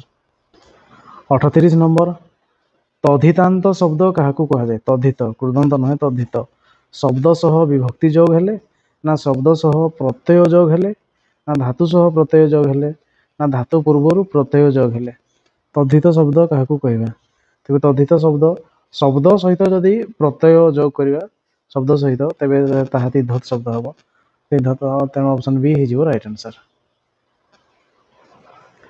39 निष्पत्ति करवा तार अर्थ प्रकाश रूढ़ी बाछ कथा पकाइबा ना कथा रखिबा ना कथा छिंडाइबा ना कथारे गंठी देवा निष्पत्ति करवा जोटा कि हम आमर कौन ना निष्पत्ति करवा डिसाइड करवा जोटा कि ताले झील देखापी जाते कथा छिंडे आसिले माने कौन कथा छिंडे आसिले माने दिन फिन ठीक करके आसिले से बाहागर हम कथा छिंडेवा माने निष्पत्ति करवा जोटा कि आम कहवा तेणु कथा छिंडेवा निष्पत्ति कर अर्थ कथा छिंडेवा हवा कथारे गंठी देवा माने से कथाटी को धरी रखा जोटा कि आम कौन सी गोटे कथाटा किए क्या कहीदेला से कथाटा को सी सबुदिन मन रख कौन कर माने राग रख कि कौन से कथार गंठी देवा कथा रखा माने गोटे दायित्व दिखाई से कथा रखा आ कथा पकड़ा माने किसी गोटे कथा पकड़ा माने हूँ तो प्रस्ताव देवा कथा हो पारे गोटे दुईटा जिनस हो पारे कथा पकड़ा माने प्रस्ताव पकड़ा जोटा गोटे हो पारे बा किसी खराब काम करके ना पकड़ा जोटा कि कथा पकड़ा सीटा नुहे किसी प्रस्ताव दि जापे आ निष्पत्ति करवा हूँ कथा छिंडेवा माने कम कौदिन कौन कर कथा छिंडी आसला फाइनाल कोटा कर ऑप्शन सी हो राइट आंसर। 40 श्रीयुक्त बंत श्रीबंत क्यों अर्थ रे बंत प्रत्यय व्यवहार करा बंत अच्छी अर्थ रे ना अधिपत्य ना जात ना भाव बंत श्री और बंत श्रीबंत तेरे यार आंसर हो कौन अच्छी अर्थ रे श्री अच्छी जार श्रीबंत से भाया ତେଣୁ ଅପସନ୍ ଏ ଅଛି ହେଇଯିବ ରାଇଟ୍ ଆନ୍ସର୍। ଏହାପରେ ନିମ୍ନଲିଖିତ କବିତାଟି ପାଠ କରି ନମ୍ବର 41ରୁ 45 ପର୍ଯ୍ୟନ୍ତ ପ୍ରଶ୍ନ ଗୁଡ଼ିକର ଉତ୍ତର ଦେବା। ଦେଇଛି ଛାୟାଲୋକ ବ୍ୟାଘ୍ର ଛାଲ ତୃଣ ଲୋମମୟ ଆସନେ ବସିଲି ଦିନେ ଗମ୍ଭୀର ହୃଦୟ। ତରୁ ମମ ଶିକ୍ଷାଗୁରୁ ସ୍ନିଗ୍ଧ ଛାୟାଦନେ ବିଶ୍ୱସେବା ଭାବସୁଧା ଢାଳିଦେଲା ପ୍ରାଣେ। ଶାଖା ଗର୍ଭପତ୍ର ନବ ସୃଜନର ବାଣୀ ଶୁଣାଇଲା ଶାନ୍ତ ମନେ ସୃଷ୍ଟି ଚିନ୍ତା ଆଣି। ଫୁଲ ଭାସେ ଭରି ପ୍ରାଣ ମୃଦୁଳ ଅନିଳେ ତିନ୍ତାଇଲା ମହାତ୍ମାର ବିଶ୍ୱ ପ୍ରେମ ନୀରେ। ସଂସାରର ପ୍ରେମ କିସ ଫୁଲ ଆଉ ଅଳି ଭାବେ ଦେଖାଇଲା ତରୁ ଦହଲି ଦହଲି। ବାୟୁ ଶ୍ୱାସେ ପୀତପତ୍ର ଝରେ ରାଶି ରାଶି ବଲେ ତରୁ ଦେଖ ମୃତ୍ୟୁ ସର୍ବଜୀବ ନାଶୀ। କେଣେ କର୍ତ୍ତା ଦେଖାଇଲା ଊର୍ଦ୍ଧ୍ୱେ କି ଇଙ୍ଗିତେ ତରୁ ମଧ୍ୟେ ସାରା ବିଶ୍ୱ ଦେଖିଲି ଚକିତେ। ଏ ଥିଲା ପଦ୍ୟ ଏବଂ ପଦ୍ୟ ପାଇଁ କ୍ୱେଶ୍ଚନ୍ ରହିଛି କବି କାହା ଉପରେ ବସିଥିଲେ? ପଥର ନା ଘାସ ନା ଗଛ ନା ବାଘ ଛାଲ? ତେବେ ଏଥିରେ ଦେଇଛି ଛାୟାଲୋକ ବ୍ୟାଘ୍ର ଛାଲ ତୃଣ ଲୋମମୟ ଆସନେ ବସିଲି ଦିନେ ଗମ୍ଭୀର ହୃଦୟ। ତେବେ ଏଥିରେ ଆମେ କହିବା କେଉଁଥିରେ ବସିଛନ୍ତି ବୋଲି କୁହାଯିବ। ତେବେ ସେଥିରେ କେଉଁଠି ନା ସେଇ ତୃଣ ମାନେ ଘାସ ଉପରେ ବସିଥିଲେ, କିନ୍ତୁ ହୁଏତ ସେ କହିଥିବେ କ'ଣ ନା ବାଘ ଛାଲରେ ଯେମିତି ବସିଲେ ଯେମିତି ବାଘ ଛାଲର ଲୋମକୁ ସେ ତୃଣକୁ ତୁଳନା କରିଛନ୍ତି, ତେଣୁ ସେ ବାଘ ଛାଲ ଉପରେ ବସିଛି ଟାଇପ୍ର ସେଇଟା କୁହାଯାଇପାରିବ। ତେଣୁ ତୃଣ ବା ଘାସ, ତେଣୁ ଘାସ ହେଇଯିବ ଏହାର ରାଇଟ୍ ଆନ୍ସର୍। ଏହାପରେ 42 ଗଛ କବିଙ୍କୁ ବିଶ୍ୱ ସେବା କରିବାର ଶିକ୍ଷା କିପରି ଦେଲା? ଛାୟାଦାନ କରି ନା ଆସନ ପ୍ରଦାନ କରି ନା ଫୁଲ ଫଳ ଦେଇ ନା ଅମ୍ଳଜାନ ଦେଇ? ତେବେ ଏଥିରେ ଅଛି ତରୁ ମମ ତରୁ ହେଉଛି ବୃକ୍ଷ, ତରୁ ମମ ଶିକ୍ଷାଗୁରୁ ସେଇ ତାହେଲେ ଗଛଟି ଶିକ୍ଷାଗୁରୁ ହେଲା। ସ୍ନିଗ୍ଧ ଛାୟାଦନେ ମାନେ ଛାୟା ପ୍ରଦାନ ଦାନ କରିକି ବିଶ୍ୱସେବା ଭାବସୁଧା ଢାଳିଦେଲା ପ୍ରାଣେ। ତାହେଲେ ବିଶ୍ୱସେବା ଭାବ ମାନେ ବିଶ୍ୱସେବା ଭାବ ଶିକ୍ଷା ସେ କବିଙ୍କୁ ଦେଇଛି କିଏ ନା ତରୁ ମାନେ ଗଛ। କ'ଣ ନା ଛାୟାଦାନ କରିକି ଯେ ଛାୟାଦାନ ସେ ଯେମିତି କରୁଛି ସେଇ ପ୍ରକାର ସେବା ଭାବ ଶିକ୍ଷା ତାହେଲେ ସେ ଗଛ କବିଙ୍କୁ ଦେଇଛି ଛାୟାଦାନ ଶିକ୍ଷା। ତେବେ ଛାୟାଦାନ କରି ଅପସନ୍ ଏ ହେଇଯିବ ରାଇଟ୍ ଆନ୍ସର୍। ଏହାପରେ 43 ବୃକ୍ଷ କାହା ମାଧ୍ୟମରେ ନବସୃଜନର ବାର୍ତ୍ତା ଦେଇଛି? ଫୁଲ ନା ଫଳ ନା ଗର୍ଭପତ୍ର ନା ଶାଖା ପ୍ରଶାଖା? ବୃକ୍ଷ କାହା ମାଧ୍ୟମରେ ନବସୃଜନର ବାର୍ତ୍ତା ଦେଇଛି? ତେବେ ଶାଖା ଗର୍ଭପତ୍ର ନବସୃଜନର ବାଣୀ ଶୁଣାଇଲା ଶାନ୍ତ ମନେ ସୃଷ୍ଟି ଚିନ୍ତା ଆଣି। ତେବେ ଶାଖା ଯେଉଁ ଗୋଟେ ନୂଆ ଡାଳ କିମ୍ବା ନୂଆ ଗଛର ପତ୍ରଟେ କେମିତି ହେଇଥାଏ ବା ଫୁଲଟେ କେମିତି ତିଆରି ହେଇଥାଏ ନା ଏମିତି ଏଇ ଯେଉଁ ଗଛର ଡାଳ ଏବଂ ପତ୍ର ମଧ୍ୟରୁ ଗୋଟେ ନୂଆ କଢ଼ଟେ ଆସିଥାଏ କିମ୍ବା ନୂଆ ପତ୍ରଟେ ସୃଷ୍ଟି ହେଇଥାଏ, ନୂଆ ଡାଳଟେ ସୃଷ୍ଟି ହେଇଥାଏ, ସେଇଟା ଶାଖା ଗର୍ଭପତ୍ର ଯେଉଁଟାକି କୁହାଯିବ। ନବସୃଜନର ବାଣୀ, ତେଣୁ ଶାଖା ଗର୍ଭପତ୍ର ହେଇଯିବ ଏହାର ରାଇଟ୍ ଆନ୍ସର୍। ତେଣୁ ବୃକ୍ଷ କାହା ମାଧ୍ୟମରେ ନବସୃଜନର ବାର୍ତ୍ତା ଦେଇଛି ନା ଗର୍ଭପତ୍ର ଅପସନ୍ ସି ହେଇଯିବ ରାଇଟ୍ ଆନ୍ସର୍। ଏହାପରେ 44 ଫୁଲ ଓ ଭ୍ରମରଙ୍କ ମିଳନରେ କବି କାହାର ସନ୍ଧାନ କରିଛନ୍ତି? ସାଂସାରିକ ପ୍ରେମର ନା ବିଭୁ ପ୍ରେମର ନା ସେବା ଧର୍ମର ନା ମୃତ୍ୟୁ ରହସ୍ୟର? ତେବେ ଫୁଲ ବାସେ ଭରି ପ୍ରାଣ ମୃଦୁଳ ଅନିଳେ ତିନ୍ତାଇଲା ମହାତ୍ମାର ବିଶ୍ୱ ପ୍ରେମ ନୀରେ। ସଂସାରର ପ୍ରେମ କିସ ଫୁଲ ଆଉ ଅଳି ଭାବେ ଦେଖାଇଲା ତରୁ ଦହଲି ଦହଲି। ତାହେଲେ ଫୁଲ ଓ ଭ୍ରମରଙ୍କ ମିଳନରେ କବି କାହାର ସନ୍ଧାନ କରିଛନ୍ତି? ସାଂସାରିକ ପ୍ରେମର ନା ବିଭୁ ପ୍ରେମର ନା ସେବା ଧର୍ମର ନା ମୃତ୍ୟୁ ରହସ୍ୟର? ତେବେ ଏହାର ଆନ୍ସର୍ ହେଇଯିବ ସାଂସାରିକ ପ୍ରେମ, ଅପସନ୍ ଏ ହେଇଯିବ ରାଇଟ୍ ଆନ୍ସର୍। ଏହାପରେ 45 ଝଡ଼ା ପତ୍ର ଦ୍ୱାରା ବୃକ୍ଷ କ'ଣ ଦେଖାଏ? ମୃତ୍ୟୁର ସର୍ବଗ୍ରାସୀତ୍ୱ ନା ଜୀବନର ସ୍ୱରୂପ ନା ଜଗତର ନୀତି ନା ବିଶ୍ୱ ପ୍ରେମ? ତେବେ ବାୟୁ ଶ୍ୱାସେ ପୀତପତ୍ର ଯେଉଁଟାକି ବୁଢ଼ା ପତ୍ର ହଳଦିଆ ପତ୍ର ଝରେ ରାଶି ରାଶି ବଲେ ତରୁ ଦେଖ ମୃତ୍ୟୁ ସର୍ବଜୀବ ନାଶୀ। କେଣେ କର୍ତ୍ତା ଦେଖାଇଲା ଊର୍ଦ୍ଧ୍ୱେ କି ଇଙ୍ଗିତେ ତରୁ ମଧ୍ୟେ ସାରା ବିଶ୍ୱ ଦେଖିଲି ଚକିତେ। ତେବେ ପତ୍ର ଝରେ ରାଶି, ପତ୍ର ଝଡ଼ିବାଟା କ'ଣ ଦେଖାଏ ନା ବୋଲେ ତୋର ଗଛ କହୁଛି ଦେଖ ମୃତ୍ୟୁ ସର୍ବଜୀବ ନାଶୀ, ମୃତ୍ୟୁ ସମସ୍ତଙ୍କୁ ନାଶ କରିବ। ତ ଏଇ ବାର୍ତ୍ତା। ତେଣୁ ଝଡ଼ା ପତ୍ର ଦ୍ୱାରା ବୃକ୍ଷ କ'ଣ ଦେଖାଏ ନା ମୃତ୍ୟୁର ସର୍ବଗ୍ରାସୀତ୍ୱ ଦେଖାଏ। ଅପସନ୍ ଏ ହେଇଯିବ ରାଇଟ୍ ଆନ୍ସର୍। ଏହାପରେ ଅନୁଚ୍ଛେଦଟି ପାଠ କରି ନିମ୍ନଲିଖିତ ପ୍ରଶ୍ନ ଗୁଡ଼ିକର ପ୍ରଶ୍ନ 46ରୁ 50 ପର୍ଯ୍ୟନ୍ତ ଉତ୍ତର ଦେବା। ଜୀବନର ବିକାଶ ଆତ୍ମଶକ୍ତିର ପ୍ରୟୋଗରେ ସମ୍ପାଦିତ ହୁଏ ଏବଂ ଆତ୍ମଶକ୍ତି ବିହୀନ ଜୀବନ ଜଡ଼ ପଦାର୍ଥ ସଙ୍ଗେ ସମାନ।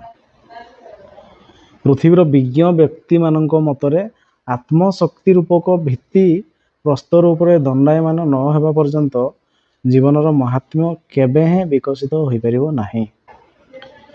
ଯଥାର୍ଥରେ ଆତ୍ମଶକ୍ତି ଶୂନ୍ୟ ଜୀବନ ମୂଳବିହୀନ ବୃକ୍ଷ ତୁଲ୍ୟ।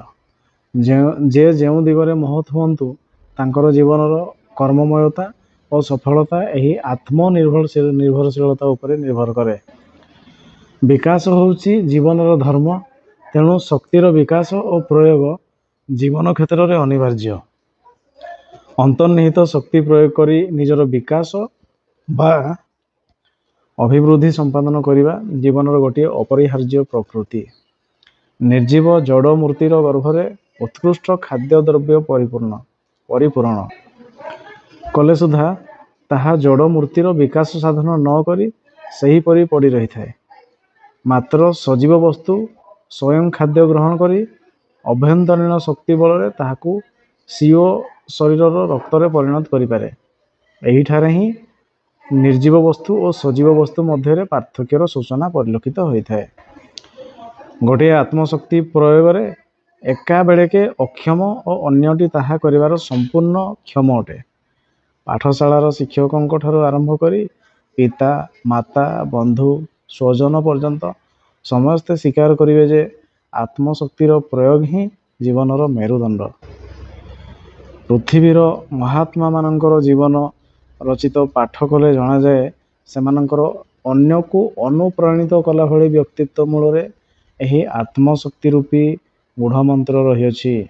ସୁତରାଂ ପ୍ରତ୍ୟେକ ମାନବ ସ୍ୱାବଲମ୍ବନଶୀଳ ନ ହୋଇ ତିଷ୍ଠି ପାରିବ ନାହିଁ। ସ୍ଥଳ ବିଶେଷରେ ତିଷ୍ଠିପାରେ ସତ୍ୟ, ମାତ୍ର କେବେ ହେଁ ଜୀବନର ବିକାଶ ସାଧନ କରିପାରିବ ନାହିଁ। ଏହି କାରଣରୁ ହିଁ ସ୍ୱାବଲମ୍ବନଶୀଳତା ମାନବ ଜୀବନର ସର୍ବୋତ୍କୃଷ୍ଟ ଗୁଣ ବୋଲି ବିବେଚିତ ହୋଇଅଛି। ଆତ୍ମଶକ୍ତି ବିହୀନ ଜୀବନ, ଏହାପରେ କ୍ୱେଶ୍ଚନ୍ ଦେଖିବା। ଆତ୍ମଶକ୍ତି ବିହୀନ ଜୀବନକୁ କାହା ସହିତ ତୁଳନା କରାଯାଇପାରେ? ପ୍ରସ୍ତର ମୂର୍ତ୍ତି ନା ଦିବ୍ୟାଙ୍ଗ ବ୍ୟକ୍ତି ନା ବନ୍ୟପ୍ରାଣୀ ନା ଜଙ୍ଗମ? ତେବେ ଜୀବନର ବିକାଶ ଆତ୍ମଶକ୍ତିର ପ୍ରୟୋଗରେ ସମ୍ପାଦିତ ହୁଏ। ଆତ୍ମଶକ୍ତି ବିହୀନ ଜୀବନ ଜଡ଼ ପଦାର୍ଥ ସଙ୍ଗେ ସମାନ। ଜଡ଼ ପଦାର୍ଥ ମାନେ କି କହିବା? ନିର୍ଜୀବ ବସ୍ତୁ ବା ଯେଉଁଟା ଚଳପ୍ରଚଳ କରିପାରିବ ନାହିଁ। ତେଣୁ କହିଛି ଆତ୍ମଶକ୍ତି ବିହୀନ ଜୀବନ କାହା ସହିତ ତୁଳନା କରାଯାଇପାରେ? ପ୍ରସ୍ତର ମୂର୍ତ୍ତି ନା ଦିବ୍ୟାଙ୍ଗ ବ୍ୟକ୍ତି? ଦିବ୍ୟାଙ୍ଗ ବ୍ୟକ୍ତି ମାନେ ଯେଉଁମାନେ ଦିବ୍ୟାଙ୍ଗ ବ୍ୟକ୍ତି ଅକର୍ମଣୀୟ ସେମାନେ, ଆଉ ବନ୍ୟପ୍ରାଣୀ ସେମାନଙ୍କ ଜୀବନ ଅଛି, ଜଙ୍ଗମ। ତେଣୁ ଆମେ ଯଦି କହିବା ତାହେଲେ ପ୍ରସ୍ତର ମୂର୍ତ୍ତି ଗୋଟେ ଜଡ଼ ପଦାର୍ଥ ମୂର୍ତ୍ତିଟେ, ତେଣୁ ଅପସନ୍ ଏ ହେଇଯିବ ଏହାର ରାଇଟ୍ ଆନ୍ସର୍। 47 ବିଜ୍ଞ ବ୍ୟକ୍ତିମାନେ ଜୀବନର ମହିମା ବିକାଶ କ୍ଷେତ୍ରରେ କାହାକୁ ମୂଳ ଭିତ୍ତି ରୂପେ ଗ୍ରହଣ କରନ୍ତି? ଆତ୍ମଶକ୍ତି ନା କର୍ମ ପ୍ରବଣତା ନା ଆତ୍ମନିର୍ଭରଶୀଳତା ନା ଈଶ୍ୱର ବିଶ୍ୱାସ? ତେବେ ଦେଇଛି ପୃଥିବୀର ବିଜ୍ଞ ବ୍ୟକ୍ତିମାନଙ୍କ ମତରେ ଆତ୍ମଶକ୍ତି ରୂପକ ଭିତ୍ତି ପ୍ରସ୍ତର ଉପରେ ଦଣ୍ଡାୟମାନ ନ ହେବା ପର୍ଯ୍ୟନ୍ତ ଜୀବନର ମହାତ୍ମ୍ୟ କେବେ ହେଁ ବିକଶିତ ହୋଇପାରିବ ନାହିଁ। ତେଣୁ ଯଦି ଦେଖିବା ବିଜ୍ଞ ବ୍ୟକ୍ତିମାନେ ଜୀବନର ମହିମାର ବିକାଶ କ୍ଷେତ୍ରରେ କାହାକୁ ମୂଳ ଭିତ୍ତି, ତାହେଲେ ଆତ୍ମଶକ୍ତିକୁ ମୂଳ ଭିତ୍ତି। ଆତ୍ମଶକ୍ତି ଅପସନ୍ ଏ ହେଇଯିବ ରାଇଟ୍ ଆନ୍ସର୍।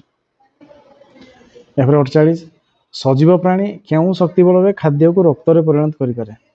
ଅଭ୍ୟନ୍ତରୀଣ ଶକ୍ତି ନା ଐଶ୍ୱରିକ ଶକ୍ତି ନା ବାହ୍ୟ ଶକ୍ତି ନା ସୌରଶକ୍ତି? ତେବେ ଅଭ୍ୟନ୍ତରୀଣ ଶକ୍ତି ବଳରେ ଖାଦ୍ୟକୁ ରକ୍ତରେ ପରିଣତ କରନ୍ତି। ଅଭ୍ୟନ୍ତରୀଣ ଶକ୍ତି ଅପସନ୍ ଏ ହେଇଯିବ ରାଇଟ୍ ଆନ୍ସର୍। ଏହାପରେ 49 ଜୀବନର ମେରୁଦଣ୍ଡ ବୋଲି କାହାକୁ କୁହାଯାଇଛି? ଉନ୍ନତ ଚିନ୍ତା ନା ପରୋପକାର ନା ଆତ୍ମଶକ୍ତିର ପ୍ରୟୋଗ ନା ସମାଜ ସେବା? ତେବେ ଏହାର ଆନ୍ସର୍ ହେଇଯିବ କ'ଣ ନା ଜୀବନର ମେରୁଦଣ୍ଡ ଆତ୍ମଶକ୍ତିର ପ୍ରୟୋଗକୁ କୁହାଯାଇଛି। ତେଣୁ ଅପସନ୍ ସି ହେଇଯିବ ରାଇଟ୍ ଆନ୍ସର୍। ଏହାପରେ 50 ମାନବ ଜୀବନର କେଉଁଟି ସବୁଠାରୁ ଭଲ ଗୁଣ? ସରଳତା ନା କପଟ ଶୂନ୍ୟତା ନା କ୍ରୋଧ ଶୂନ୍ୟତା ନା ସ୍ୱାବଲମ୍ବନଶୀଳତା? କେଉଁଟି ସବୁଠାରୁ ଭଲ ଗୁଣ ବୋଲି କୁହାଯାଇଛି? ସ୍ୱାବଲମ୍ବନଶୀଳତା ହେବ। ଅପସନ୍ ଡି ହେଇଯିବ ରାଇଟ୍ ଆନ୍ସର୍। ଏହାପରେ 51 ନମ୍ବର, ଏକ ସୁଷମ ପ୍ରଶ୍ନପତ୍ର ପ୍ରସ୍ତୁତ ବେଳେ ଶିକ୍ଷକ କେଉଁ ଦିଗ ପ୍ରତି ଅଧିକ ଦୃଷ୍ଟି ଦେବା ଆବଶ୍ୟକ? ତେବେ ଅପସନ୍ ଅଛି ପ୍ରଶ୍ନପତ୍ରରେ ଏକ ନିର୍ଦ୍ଦିଷ୍ଟ ବିଷୟବସ୍ତୁ ପ୍ରଶ୍ନ ସଂଯୁକ୍ତ ରହିବ, ନିର୍ଦ୍ଦିଷ୍ଟ ବିଷୟରୁ ପ୍ରଶ୍ନ ସଂଯୁକ୍ତ ରହିବ, ପ୍ରଶ୍ନପତ୍ରଟିରେ କେବଳ ଦୀର୍ଘ ଉତ୍ତରମୂଳକ ପ୍ରଶ୍ନ ସଜ୍ଜିତ ହୋଇ ରହିବ, ନା ପ୍ରଶ୍ନପତ୍ରଟିରେ କେବଳ ବିଷୟଭିତ୍ତିକ ପ୍ରଶ୍ନ ରହିବ, ନା ପ୍ରଶ୍ନପତ୍ରର ଏକ ନକ୍ସା ଅନୁସାରେ ପ୍ରସ୍ତୁତ କରାଯିବ। ପ୍ରଶ୍ନପତ୍ରର ଏକ ନକ୍ସା, ଠିକ୍ ଅଛି, ପ୍ରଶ୍ନପତ୍ରର ଏକ ନକ୍ସା କରିକି ତାପରେ ଯାଇକି ଆମେ କେଉଁଥିରୁ କେତେ ନମ୍ବର ଦେବା ସେଗୁଡ଼ା ଠିକ୍ କରିବା। ତେଣୁ ଅପସନ୍ ଡି ହେଇଯିବ ଏହାର ରାଇଟ୍ ଆନ୍ସର୍। ଏହାପରେ 52 ନମ୍ବର, କେଉଁଟି ଶିକ୍ଷାଦାନ ଶିକ୍ଷଣ ପ୍ରକ୍ରିୟାର କେନ୍ଦ୍ରବିନ୍ଦୁ? ପାଠ୍ୟପୁସ୍ତକ ନା ଶିକ୍ଷକ ନା ବିଦ୍ୟାର୍ଥୀ ନା ପାଠ୍ୟକ୍ରମ? ତେବେ ବିଦ୍ୟାର୍ଥୀ ହିଁ କେନ୍ଦ୍ରବିନ୍ଦୁ। ଅପସନ୍ ସି ହେଇଯିବ ରାଇଟ୍ ଆନ୍ସର୍।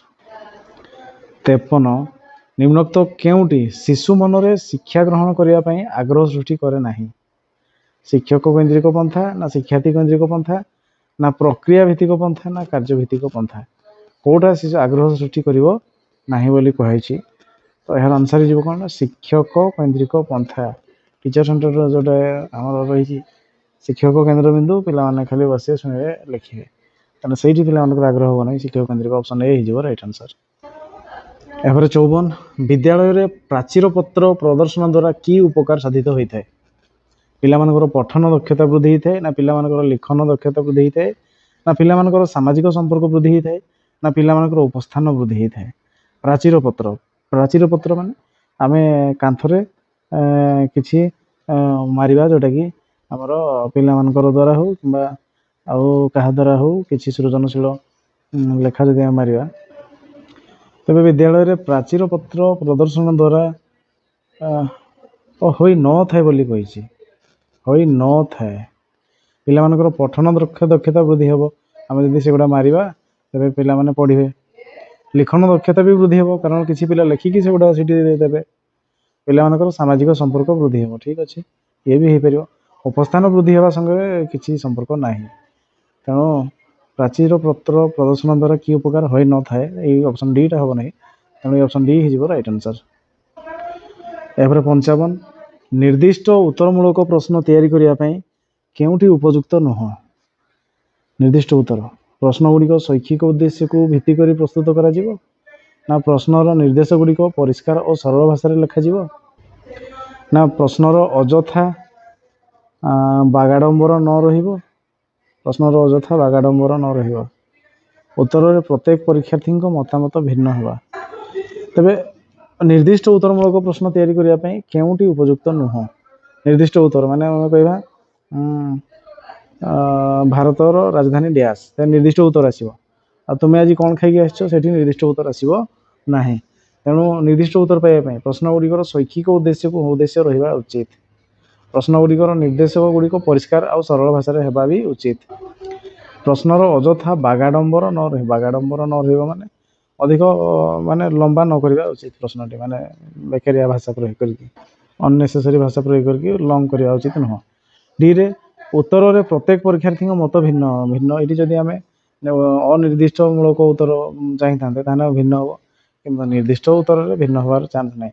ହୁଏତ ଠିକ୍ ହେବ, ନହେଲେ ଭୁଲ ହେବ, ଆଉ ମତାମତ ଭିନ୍ନ ହେବାର ଚାନ୍ସ ହିଁ ନାହିଁ। ତେଣୁ ଅପସନ୍ ଡି ହେଇଯିବ ରାଇଟ୍ ଆନ୍ସର୍। ଏହାପରେ 56, ଉଚ୍ଚ ପ୍ରାଥମିକ ସ୍ତରରେ ପାଠ୍ୟପୁସ୍ତକ ନିର୍ବାଚନ କ୍ଷେତ୍ରରେ କେଉଁ ବିଷୟ ପ୍ରତି ପ୍ରାଧାନ୍ୟ ଦେବା ଉଚିତ ନୁହେଁ? ପାଠ୍ୟପୁସ୍ତକ ନିର୍ବାଚନ କ୍ଷେତ୍ରରେ କେଉଁ ବିଷୟ ପ୍ରତି ପ୍ରାଧାନ୍ୟ ଦେବା ଉଚିତ ନୁହେଁ? ପ୍ରତିକୂଳ ବିଷୟବସ୍ତୁ ଚୟନ ନା ରୁଚିକର ବିଷୟବସ୍ତୁ ଚୟନ ନା ସମସ୍ୟା ଓ ସମାଧାନ ଭିତ୍ତିକ ବିଷୟବସ୍ତୁ ଚୟନ ନା କଳ୍ପନା ଓ ଯୁକ୍ତି ଶକ୍ତି ବିକାଶ କରିବାରେ ସହାୟକ ବିଷୟବସ୍ତୁ ଚୟନ? ତେବେ ଯଦି ଆମେ ଦେଖିବା ତେବେ କେଉଁଟା ଉଚିତ ନୁହଁ ବୋଲି, ପ୍ରତିକୂଳ ବିଷୟ ଚୟନ କରିବା। ପ୍ରତିକୂଳ ବିଷୟ ଆମେ ଚୟନ କରିପାରିବା ନାହିଁ। ତେଣୁ ଅପସନ୍ ଏ ହେବା ଉଚିତ ନୁହଁ। ତେଣୁ ଅପସନ୍ ଏ ହେଇଯିବ ରାଇଟ୍ ଆନ୍ସର୍। ଏହାପରେ 57 ନମ୍ବର, କେଉଁଟି ଗଙ୍ଗାଧର ମେହେରଙ୍କର ରଚନା ନୁହେଁ? ତପସ୍ୱିନୀ ନା କୃଷକ ସଙ୍ଗୀତ ନା ଶର୍ମିଷ୍ଠା ନା ଅର୍ଘ୍ୟଥାଳି? କେଉଁଟା ଗଙ୍ଗାଧରଙ୍କର ରଚନା ନୁହେଁ? ତେବେ ଶର୍ମିଷ୍ଠା ଅପସନ୍ ସି ହେଇଯିବ ରାଇଟ୍ ଆନ୍ସର୍। यहाँ 58 नंबर कोलोन केउं क्षेत्र में व्यवहार करा जाए कोलोन लेखा मध्य कौन शब्दर अर्थ स्पष्ट करने को हेले ना आवेग और उच्छ्वास को प्रकाश करने को हेले ना वाक्य समाप्त हेले ना सेमिकोलन ठारू बेसी विराम आ पूर्णच्छेद ठारू कम विराम दरकार हेले कोलोन कौथिपाई आमे व्यवहार करिबा तबे यार सठिक आंसर हम सेमिकोलन ठारू बेसी विराम चिन्ह आ पूर्णच्छेद ठारू कम विराम चिन्ह दरकार हेले ऑप्शन डी हिज यार राइट आंसर। यहाँ 59 नंबर पाठ योजनार मुख्य लक्ष्यटी कौन केवल प्रश्नोत्तर कार्यक्रम परिचालना करवा ना श्रेणी गृह में श्रृंखला रक्षा करवा ना प्रसंग उपस्थापन गठनात्मक मूल्यांकन लब्धांक परीक्षा करवा ना पाठ्य विषय वस्तु कलापटारे लिखा तेरे मुख्य लक्ष्यटा आमर कौन हवा उचित मुख्य लक्ष्य हूँ प्रसंग उपस्थापन गठनात्मक मूल्यांकन और लब्ध ज्ञान परीक्षा करवा ऑप्शन सी हो राइट आंसर। यहाँ 60 ग्रामर एक नलकूप स्थापन निमंते बीडीओ को एक दरखास्त लेख यह क्यों प्रकार पत्र अंतर्गत औपचारिक ना अनौपचारिक ना निमंत्रण ना वाणिज्यिक तेरे आम बीडीओ पाखक दरखास्त गोटे लिखा से औपचारिक हम पत्र तेणु ऑप्शन ए हो right answer. Question number 61 he treated me dash gentlemanly ना इन जेंटलमैनली मैनर ना इन ए जेंटलमैन मैनर ना इन ए जेंटलमैनली मैनर तबे he treated me dash C मते को भलिया व्यवहार देखैले तो यार आंसर हो कौन ना in a gentlemanly manner gentlemanly manner option D हो तबे यार राइट आंसर। यहाँ 62 I will see her tomorrow dash by hook and by crook ना by hook and crook ना by hook or crook by hook or by crook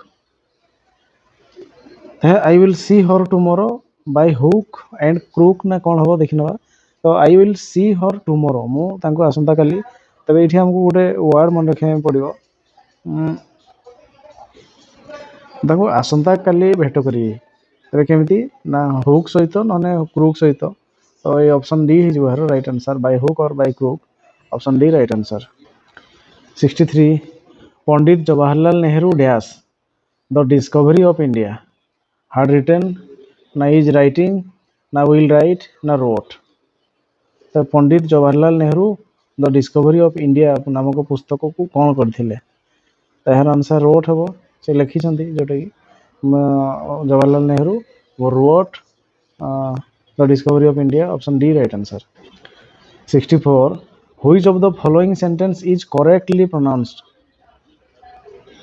तो which of the following sentence correctly punctuated है कोटा day set night कमा आई bring God's light पुणी देछि day set night I bring God's light सेमती day set night I bring God's light सेमती चार्टी देछि तो ए भितर ठीक आंसर कोनटा हो ना डे सेट टू नाइट कमा ठीक अच्छी तापर अधृत चिन्ह भितर जहाँ कही गॉड्स लाइट से भी ठीक अच्छे फुल स्टॉप लास्ट अच्छी तेणु ऑप्शन ए हो right answer. 65 my grandfather is very keen dash travelling to distance place my grandfather is very keen dash in ना टू ना बाय ना ऑन कीन डैश तो यार आंसर हो कौन ना keen on my father is very keen on traveling to distant place option D right answer। 66 the teacher asked to students dash was the novel quite interesting na if the novel was quite interesting na whether the novel was quite interesting na whether was the novel quite interesting तबे से जो उपन्यासटा देइथिले पढ़िया पचारे से interesting थिला कि ना तो से भर तेज आंसर जब देखा आम कौन हो the teacher asked to students whether the novel was quite interesting whether the novel was quite interesting option C हो right answer. 67 the young girl wear a wonderful Indian dash necklace the young girl wore a wonderful Indian dash necklace black ना new ना costly ना diamond. तबे black necklace तो black necklace हम नहीं। तो Indian dash necklace Indian संगे new भी लगे ना कॉस्टली भी लगे ना तेणु इंडियन डायमंड नेकलेस हो डायमंड नेकलेस। तो वंडरफुल इंडियन जदि लगी ना था न्यू लगी पारि कॉस्टली लगी था इंडियन लगी तेणु डायमंड नेकलेस ऑप्शन डी हो right answer. 68 I who dash a teacher need to be more duty conscious is ना am ना are ना has। तबे who dash a teacher need to be more duty conscious मु हूँ जन teacher जहाँ कि आवश्यक रही अधिक कनसीयस हो ड्यूटी करने तेणु आई अच्छी तेणु आम लगेदेवा ऑप्शन बी आम हो right answer. 69 in order to stop deforestation every Indian family must have dash LPG connection ए ना आन ना दो ना सम। every Indian family must have dash LPG connection यार आंसर हो कौन ना LPG एल एल लिखा होची तेणु ए उच्चारण आछी तेणु आन लगेदेवा आन LPG कनेक्शन तेणु ऑप्शन बी हो राइट आंसर। एपरे 70 number the queen did not have a natural death C dash the queen did not have a natural death रानी को natural डेथ है नथिबो हे डिड नॉट है नथिला कि कोन हबो सी डैश मर्डर ना हार्ड मर्डर ना हाज मर्डर ना वाज मर्डर तांकर नेचुरल मृत्यु है नथिला तांको कोन ना मारी देथिबो option D was murder option D हो राइट आंसर। एवर 71 in a dialogue practice dash are taken care of dialogue practice रे कौन taken care नवा listening and speaking ना speaking and reading ना speaking and writing ना writing and listening dialogue practice रे हमें कौन करिवा dialogue practice रे हमें सुनिबा एवं कहिबा listening and speaking option A हो right answer. Ever 72 identify the statement which is not true English is an international language na learning of English is important for pursuing higher studies na English bridges the gap between speaker of different mother tongue na English hardly finds its place at the center of all international activities। तबे identify the statement which is not true कोइछ गोटा सत नुह English is an international language ठीक अच्छे learning of English is important for pursuing higher study पढ़ाई आम English पढ़ा ठीक अच्छे English bridges the gaps between speakers of different mother tongue रे आम इंग्लिश टाक ब्रिज सदृश यूज कर माने से संजोग रक्षा कर English hardly finds its place at the centre of all international activity जिते रही है इंग्लिश यूज हो ना बहुत कम यूज होची कहे ठीक नुह इंग्लिश बहुत अधिक यूज हो ऑप्शन डी हो प्रश्न अनुसार right answer. Every 73 reading for comprehension can be best achieved in learners speak words softly while reading na read silently na run fingers or pencil under the lines na read the text aloud तबे reading for comprehension can be best achieved in learners dash आम गोटे comprehension पढ़िबा सेथिरे अधिक फलप्रद केतेबेले हेबो speak word softly while reading softly कहबा ना read silently पढ़िबा ना run finger आंगुड़ी तले तले और pencil under the line pencil पढ़ा समय आंगुड़ी ना पेंसिल गार मार पढ़ा ना रीड द टेक्स्ट अलाउड ना जोर की पढ़ा गोटे कम्प्रिहेंशन पढ़ा बेले आमको अधिक फलप्रद केते होता है जदि आम ताकूमती ना साइलेंटली पढ़ा तेज आम अधिक हृदबोध होता है ऑप्शन बी हो right answer.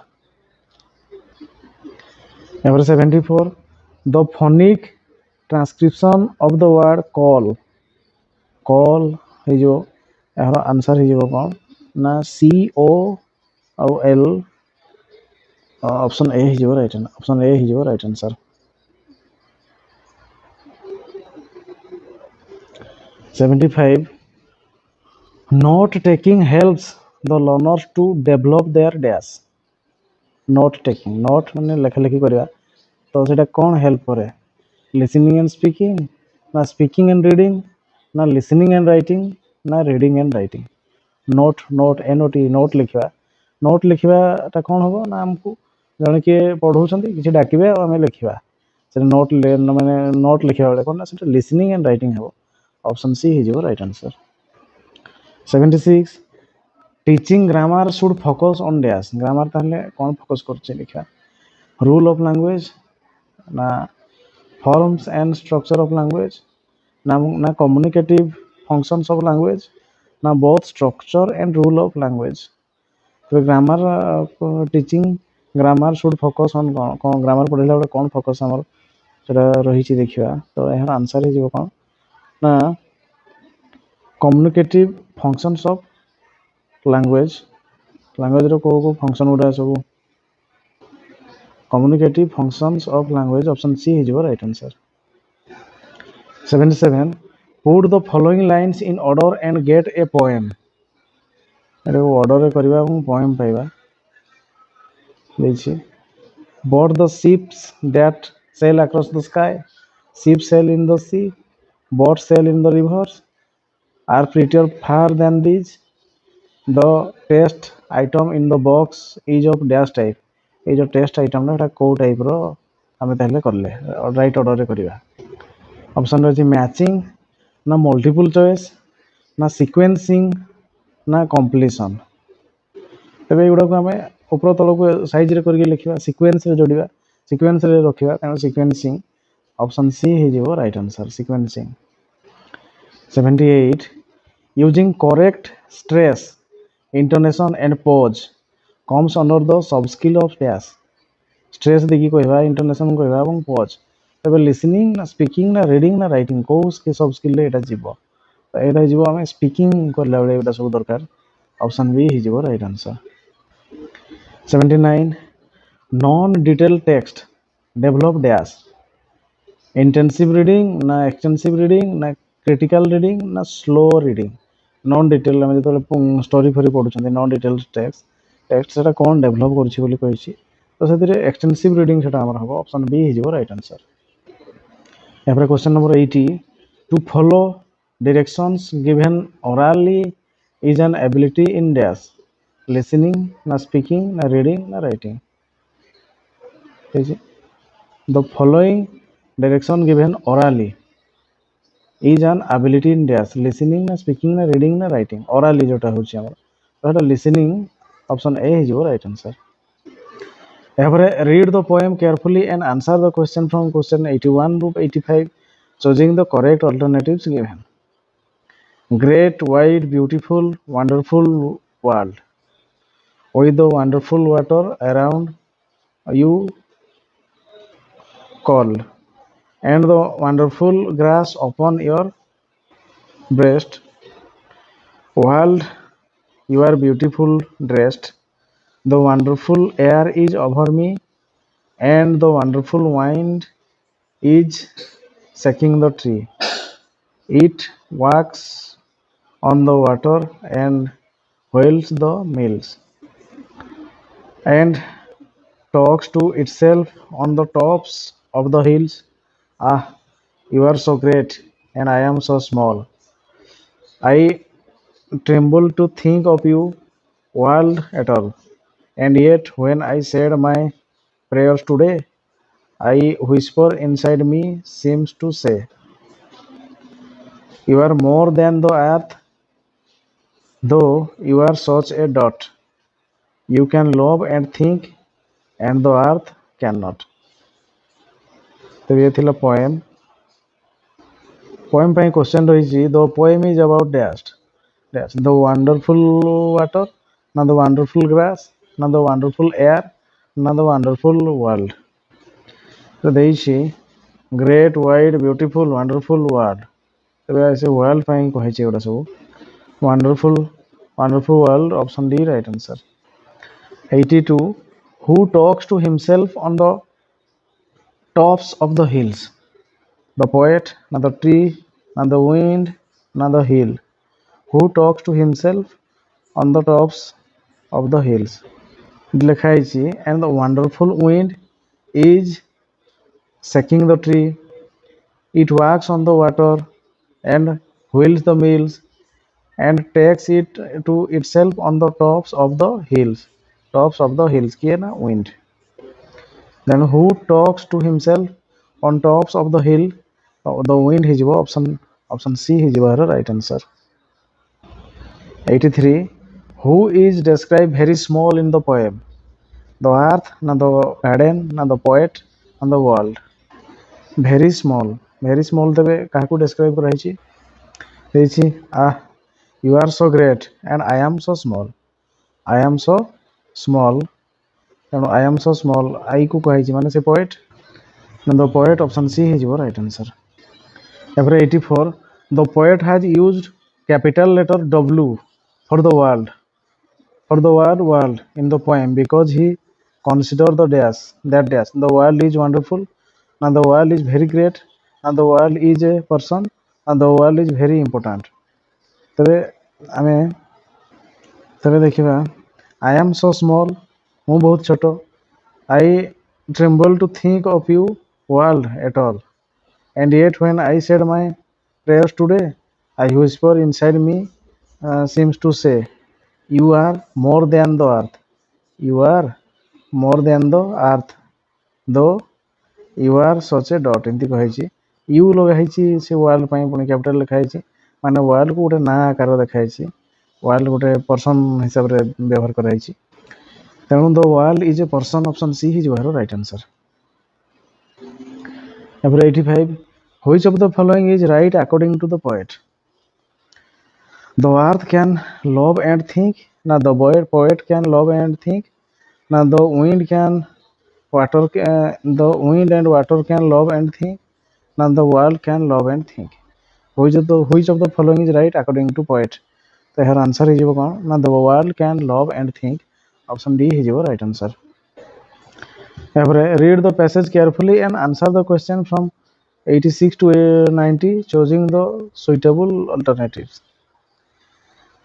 Worry can be a killer has been proved by many medical researches as it is a major cause of heart ailments, blood pressure, rheumatism, ulcers and many psychosomatic diseases. Out of several causes of worries, the fast-paced and complicated lifestyle that most people are leading to today contributes largely to our anxieties, shortages, fears, competitions, dissatisfaction. Everything adds to the burden on our minds. Some of these factors may be uncontrolled, but most of them are within our control. Plato, the great philosopher, said, the greatest mistake physicians make is that they attempt to cure the body without attempting to cure the mind. Mind and body are one and should not be treated separately. Emotions like futility, frustration, anxiety, worry, fear, despair, defeat, etc. are native emotions. These affect our mental as well as physical health. Worry especially created a very high degree of tension. Many a time we find ourselves unable to concentrate due to worries. Only a cool and worryless mind functions normally and to its capacity. ତେବେ ଏ ଥିଲା passage ସେଥିପାଇଁ question ରହିଛି. Question number 86. Worry is said to be a silent killer because dash. It is poisonous. Now it causes many serious diseases. ना it cannot be controlled, it makes the man worried। ତେବେ ଯଦି ଆମେ ଦେଖିବା worry is said to be a silent killer। worry ତ ଏଥିପାଇଁ କ'ଣ ହେବ it causes many serious disease। Option B ହେଇଯିବ ଏହାର right answer. 87 following largely causes worries: the fast paced and complicated lifestyle, na the psychophear, na the big competition, na the dissatisfaction। which of the following largely causes worries? ତେବେ ଯଦି ଦେଖିବା the fast paced and complicated lifestyle that most people are leading today contributes largely to our anxieties।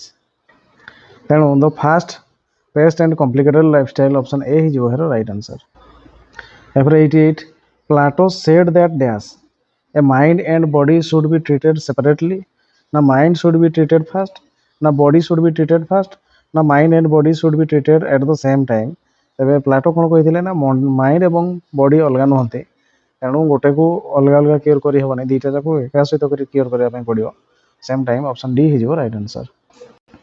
89 a very high degree of tension is created by dash high degree of tension our concentration, na negative emotions, na worryless mind, na ourselves। a very high degree of tension is created by dash। ତେବେ ଏହାର answer ହେଇଯିବ କ'ଣ ନା negative emotion. Option B ହେଇଯିବ right answer.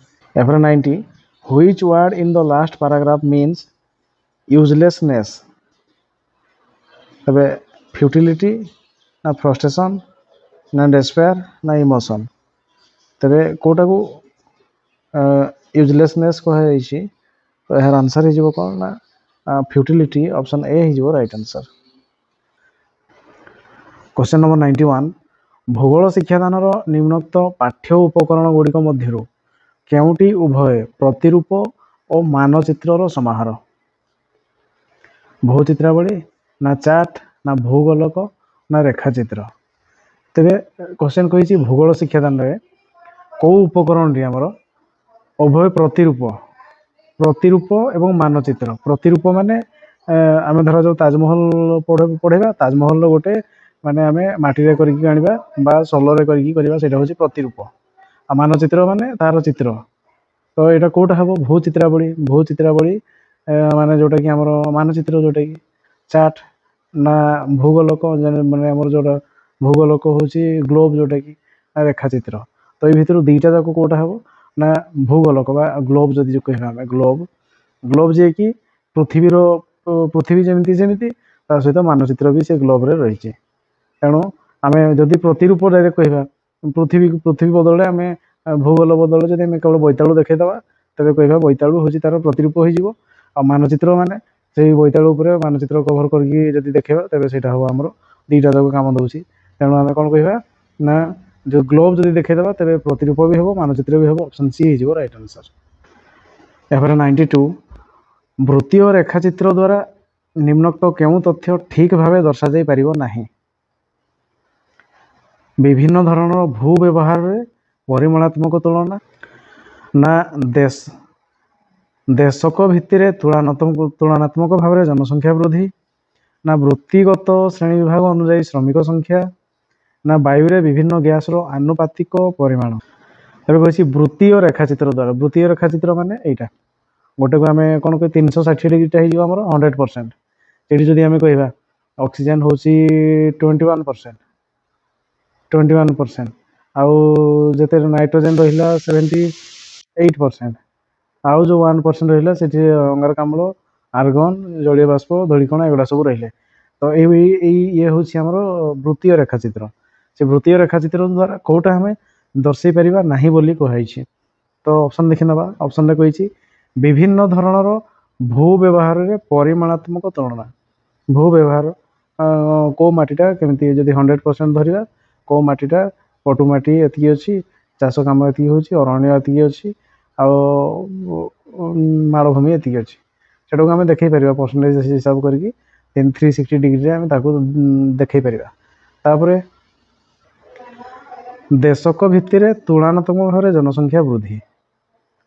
जनसंख्या वृद्धि जनसंख्याटा देखई Paribas सारा पृथ्वीटा को जदि आमे 360 धरिबा तेबे 6 भागरु भागे ही जिवे हमरो चाइना रे भारत रे भी चाइना जति की पाखा पाखी सती तेबे पृथ्वी को जदि 6 भाग करबा तेबे हमरो दुई भाग पाखा पाखी पड़ेले चाइना और इंडिया रे तापर आरो देश गुड़ा भाग करेंगे कौ देश अधिक कौ देश कम एमती हे तो सेटा को आम देखी पार कि वृद्धिटा को देखी पार वृद्धिटा आम जनसंख्या तुलनात्मक भाव में जनसंख्या केते अच्छी से देखी पार कि वृद्धिटा कष्ट हो देखा केते बढ़ुंट कौन होती वर्ष भितर बढ़ी जदि था तेज आम देखी था तापर वृत्तिगत श्रेणी विभाग अनुजाई श्रमिक संख्या ठीक अच्छे तेज आम भारतर लोक संख्या ये सरकारी चाकरी ये कंपानी कर चाष कम कर आउ एम्प्लॉई अलग एम्प्लॉई भाव में अच्छा आउ श्रमिक लोक अच्छा ये देखी पार आम तापर वायु विभिन्न गैस आनुपातिक परिमाण भी आम वृत्तीय रेखाचित्र देखी पार तेज देश को भित्तिर तुलनात्मक भाव में जनसंख्या वृद्धि आमको देखते कष्ट तेणु ऑप्शन बी हो राइट आंसर। यहाँ 93 निम्नोक्त बंधनी मध्य दि जाइथिबा प्रश्नटी केउ शैक्षिक उद्देश्य भित्तिक अटे जदि कहे बंधनी मध्य गोटे दि जाइछि प्रश्न केउ शैक्षिक उद्देश्य भित्तिक परिसंस्थार संज्ञा लेख तेरे परिसंस्था जदि आम कहवा तेरे जल परिसंस्था ना स्थल ना वायु परिसंस्था एगुड़ा आम पढ़ेला बेले परिसंस्थार संज्ञा लेख बोली कहवा तो पिलाटा जानी तो लिख तेणु सी ज्ञान भित्तिक ना बोध भित्तिक ना प्रयोग भित्तिक ना कौशल भित्तिक तेज जदि आम देखा ना प्रयोग ये किसी प्रयोग करा जाऊ नाही से जदि से मुंड भितर थिबा जिनसटा को से अलग काम कर पारुछि प्रयोग नहीं ये कौशल भी किसी नहीं से बाछी बुछा किसी करू नहीं बोध बोध भी किसी नहीं बोध भित्तिक किसी नहीं ज्ञान भित्तिक तेणु से तार ज्ञान ज्ञान भित्तिक तार जी मन रखी से कर मन रखा पड़ो नॉलेज तेणु ऑप्शन ए हो राइट आंसर। 94 निम्नोक्त केउ कार्यटी दैनिक पाठ योजन शिक्षादान शिक्षण प्रस्तुतिर कार्यावली माध्यम अंतर्भुक्त नुहे केउ कार्यटी दैनिक पाठ योजन शिक्षादान शिक्षण प्रस्तुतिर कार्यावली मध्य अंतर्भुक्त नुह शिक्षण सामग्री संग्रह करवा ना छात्र मानकर मूल्यांकन करवा ना शिक्षादान शिक्षण उद्देश्य स्पष्ट करवा ना शिक्षादान शिक्षण पद्धति स्पष्ट करवा तेरे केउ कार्यटी दैनिक पाठ योजन शिक्षादान शिक्षण प्रस्तुति कार्यावली माध्यम अंतर्भुक्त नुहे शिक्षण प्रस्तुति तामाने आमे शिक्षण आम क्लासरूम को पशि ना पशिवा पूर्वर आम प्रस्तुति होगी जावा तो से कौटा आमर आवश्यक ना बोली कही तो शिक्षण सामग्री संग्रह करवा TLM नहीं कि जावा क्लासरूम भितर को ठीक अच्छे छात्र मानकर मूल्यांकन करवा प्रस्तुति मूल्यांकन करवा आर ऑप्शन गुड़ी को देखना शिक्षादान शिक्षण उद्देश्य स्पष्ट कर उद्देश्य मोर आज टंका पैसा पढ़ेबार अच्छी तेणु टंका पैसा चिन्हे प्रयोग करेंगे मुझे स्पष्ट करके जीवी शिक्षादान शिक्षण पद्धति स्पष्ट करवा पद्धति कौन नहीं जीवी से कौ एक्टिविटी करी कौ पद्धति मुझे जीवी सेटा भी मत नहीं जावाई पड़ो जदि ओडिया नौ गल्प कथन को करी कि उच्च पठन निरव पठन केमती कौन करी तो जहाँ करने कथा मुझे आगु डिसाइड करके जीवी क्लासरूम को आउ क्लासरूम को जावा पूर्व मुझे कौन मूल्यांकन करी एटा हो पार ना तेणु ऑप्शन बी हो राइट आंसर। यहाँ 95 स्वशिक्षण निमंते केउटी शिक्षार्थी मानक पई विशेष आनंददायक होई न थाए स्वशिक्षण निजे निजे शिखे क्षेत्र भ्रमण ना परिभ्रमण ना चलचित्र प्रदर्शन ना श्रेणी शिक्षादान तेरे कौटा स्वशिक्षण निजे निजे ही किसी शिखे से शिखे तो शिखे पुणी से आनंद थी तेरे कौ क्षेत्र में आनंद नथी से कही आनंददायक होई न थाए क्षेत्र परिभ्रमण आम जब कौन सी जगह को बुले ना तेरे छुआ निहाती एक्साइटेड हे तेणु आनंद मिले से परिभ्रमण तो निर्दिष्ट गोटे जगह को नेबा ये हूँ जुआड़े बुले ना 3-4 जगह को टूर करवा तो ए भी पिला माने खुशी हे चलचित्र हेल्ले तो से दिन सारा देखिए खुशी लगे से श्रेणी शिक्षादान ये भारी कष्ट से तेणु एते आग्रह नहीं कि आनंद भी ना केते से जगी थे खेलियापाई जी तेणु ऑप्शन डी हो प्रश्न अनुसार राइट आंसर। यहाँ 96 एक निर्दिष्ट अंचल दुईटी भिन्न आकार मानचित्र मान यथाक्रमे क रे देइछि 1:7,50,000, ख रे देइछि 1 सेंटीमीटर समान 15 किलोमीटर। निर्दिष्ट दुईटी स्थान मध्य मानचित्र दूरता दृष्टि एही मानचित्र द्वय मध्य कि तारतम्य देखिब। ऑप्शन रे कहिछि क रो मानचित्र दूरता ख मानचित्र रो अर्धेक, ख रो मानचित्र दूरता क मानचित्र रो 2 गुण, ख रो मानचित्र दूरता क मानचित्र रो अर्धेक, क ख उभय मानचित्र रो दूरता समान। तेबे एहार आंसर हे जिवो कोन ना ख रो मानचित्र दूरता क मानचित्र रो आधा हे जिवो। ऑप्शन सी हे जिवो राइट आंसर। एहा पर 97 भू संस्थान मानचित्र रे निम्नोक्त केउ संकेतटी एक प्राकृतिक तथ्य को सूचाई थाए। प्राकृतिक तथ्य जदि देखिबा तेबे ये होछि हमर मंदिर, ये होछि हॉस्पिटल, ये होछि एयरपोर्ट कि कोन थिबो। तेबे ये होछि गोटे बंदर किंबा जहा हमर राजधानी किंबा भू प्रकृतिर गोटे निर्दिष्ट सूचना दे थाए। तेणु ऑप्शन डी हिजो राइट आंसर। एहापरे 98 क्षेत्र भ्रमण पद्धतिर किए सूत्रपात करथिले। रेन ना किलपैट्रिक ना स्टीवेंसन ना पार्कर। तेबे एहार आंसर हिजो किए ना option A rain, option A हिजो राइट आंसर। एहापरे 99 नंबर निम्नोक्त केउ स्थानर द्राघिमा भितर भारतीय प्रमाण समय निर्णय हुए। तेबे को स्थान रे जाइथिबा द्राघिमाटा हमर भारतीय इंडियन स्टैंडर्ड टाइम विवेचना करा जाय। इंदौर ना कानपुर ना मिर्जापुर ना वाराणसी। तेबे तार आंसर ही जब कौन ना मिर्जापुर देखी जाइए। मिर्जापुर आमर जो झारखंड रही से झारखंड देखिए जो जाटा को आम इंडियन स्टैंडर्ड टाइम आम कहीपर। तो यही देखिए ओडिशा मध्य देखिए जाइए। तेणु मिर्जापुर ऑप्शन सी हो राइट आंसर। यापर 100 भूगोल शिक्षादान केउ पद्धति पाठ्यक्रम विषय वस्तु तथा शिक्षादान कौशल पिलामानंको दृष्टिकोण स्थिरीकृत होता है। आलोचना ना व्याख्यान ना प्रकल्प ना वर्णना। तेबे कौन भूगोल शिक्षादान केउ पद्धति पाठ्यक्रम विषय वस्तु तथा शिक्षादान कौशल पिलामानंको दृष्टिकोण स्थिरीकृत होता है। माने पिला माने सेतिरे मुख्य। तो आलोचना रे टीचर, व्याख्यान रे टीचर, वर्णना रे भी टीचर, किंतु प्रकल्प कार्य पिला मानक द्वारा संपादित होता है। तेणु ऑप्शन सी हिजो राइट आंसर। 101 निम्नोक्त केउटी एक नूतन भंगीड़ पर्वतमाला नुहे। आल्पस ना आंडीज ना आरावली ना रॉकी। तेबे कोटा नूतन भंगीड़ पर्वतमाला नुहे कहै छै। तेबे से हिजो कि ना आरावली पर्वतमाला। ऑप्शन सी हिजो राइट आंसर। एहापर 102 निम्नोक्त केउटी अन्य तीनोटी ठारो भिन्न धरणर मालभूमि। आफ्रिकीय मालभूमि ना ब्राजिल मालभूमि ना कोलंबिया मालभूमि ना सिलिंग मालभूमि। तेबे एई गुडे मध्यरु कोटा अलगा बोली कहै। तेबे कोलंबिया मालभूमि ए चारोटी मध्य अलगा। ऑप्शन सी हिजो राइट आंसर। 103 निम्नोक्त केउटी अन्य तीनोटी ठारो एक भिन्न प्रकार भूमि रूप। भी उपत्यका ना यू उपत्यका ना झूला उपत्यका ना ग्रस्त उपत्यका। तेबे कोटा तीनोटी ठारो भिन्न भूमि रूप बोली कहै। तेबे यार आंसर हे जो कोन ना ग्रस्त उपत्यका अलगा। ऑप्शन डी हिजो राइट आंसर।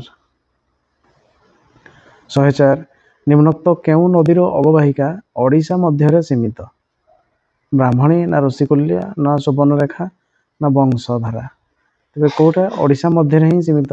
माने ओडिशा सृष्टि ओडिशा ही सीमित से हूँ कि ना ऋषिकुल्या। ऑप्शन बी हिजो राइट आंसर। 105 पृथ्वीर निम्नोक्त तापमंडल गुड़िक मध्य केउंटीर अक्षांशीय विस्तृति सर्वाधिक। उत्तर हिममंडल ना दक्षिण नातिशीतोष्ण मंडल ना उष्ममंडल ना हिममंडल। केउंटी विस्तृति अधिक बोली कही। तो यार आंसर हो कौन ना उष्ममंडल। उष्ममंडल जोटा कि आमर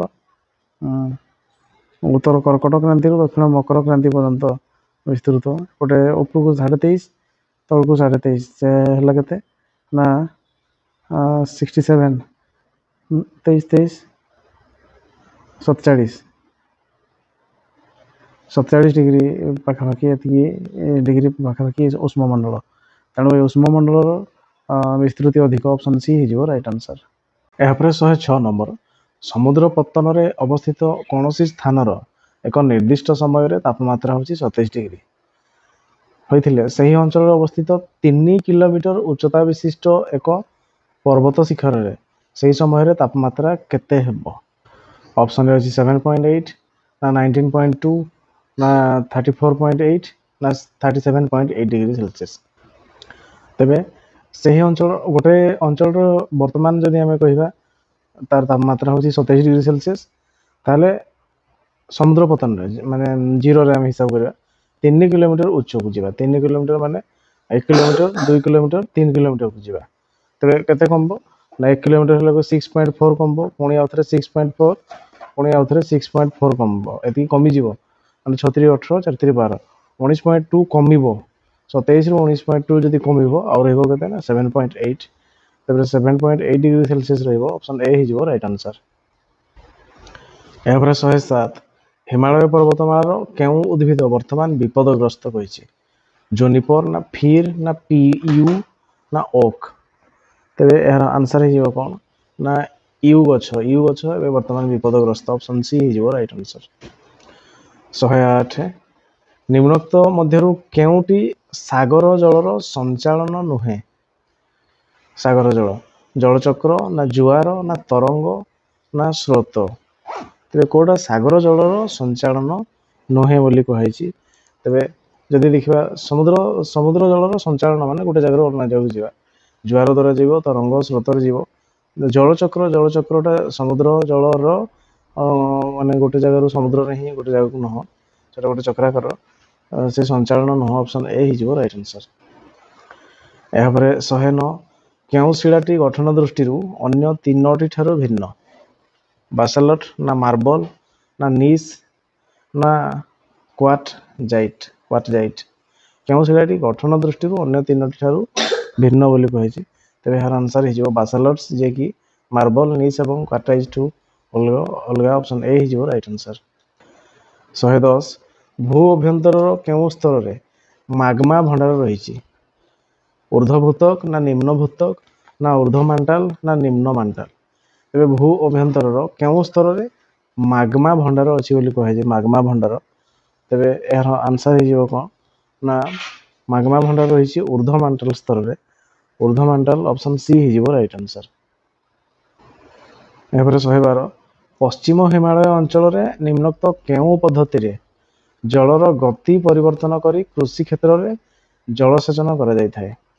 ତେବେ ପଶ୍ଚିମ ହିମାଳୟ ଅଞ୍ଚଳରେ କେଉଁ ପଦ୍ଧତିରେ ଜଳର ଗତି ପରିବର୍ତ୍ତନ କରି କୃଷି କ୍ଷେତ୍ରରେ ଜଳସେଚନ କରାଯାଇଥାଏ?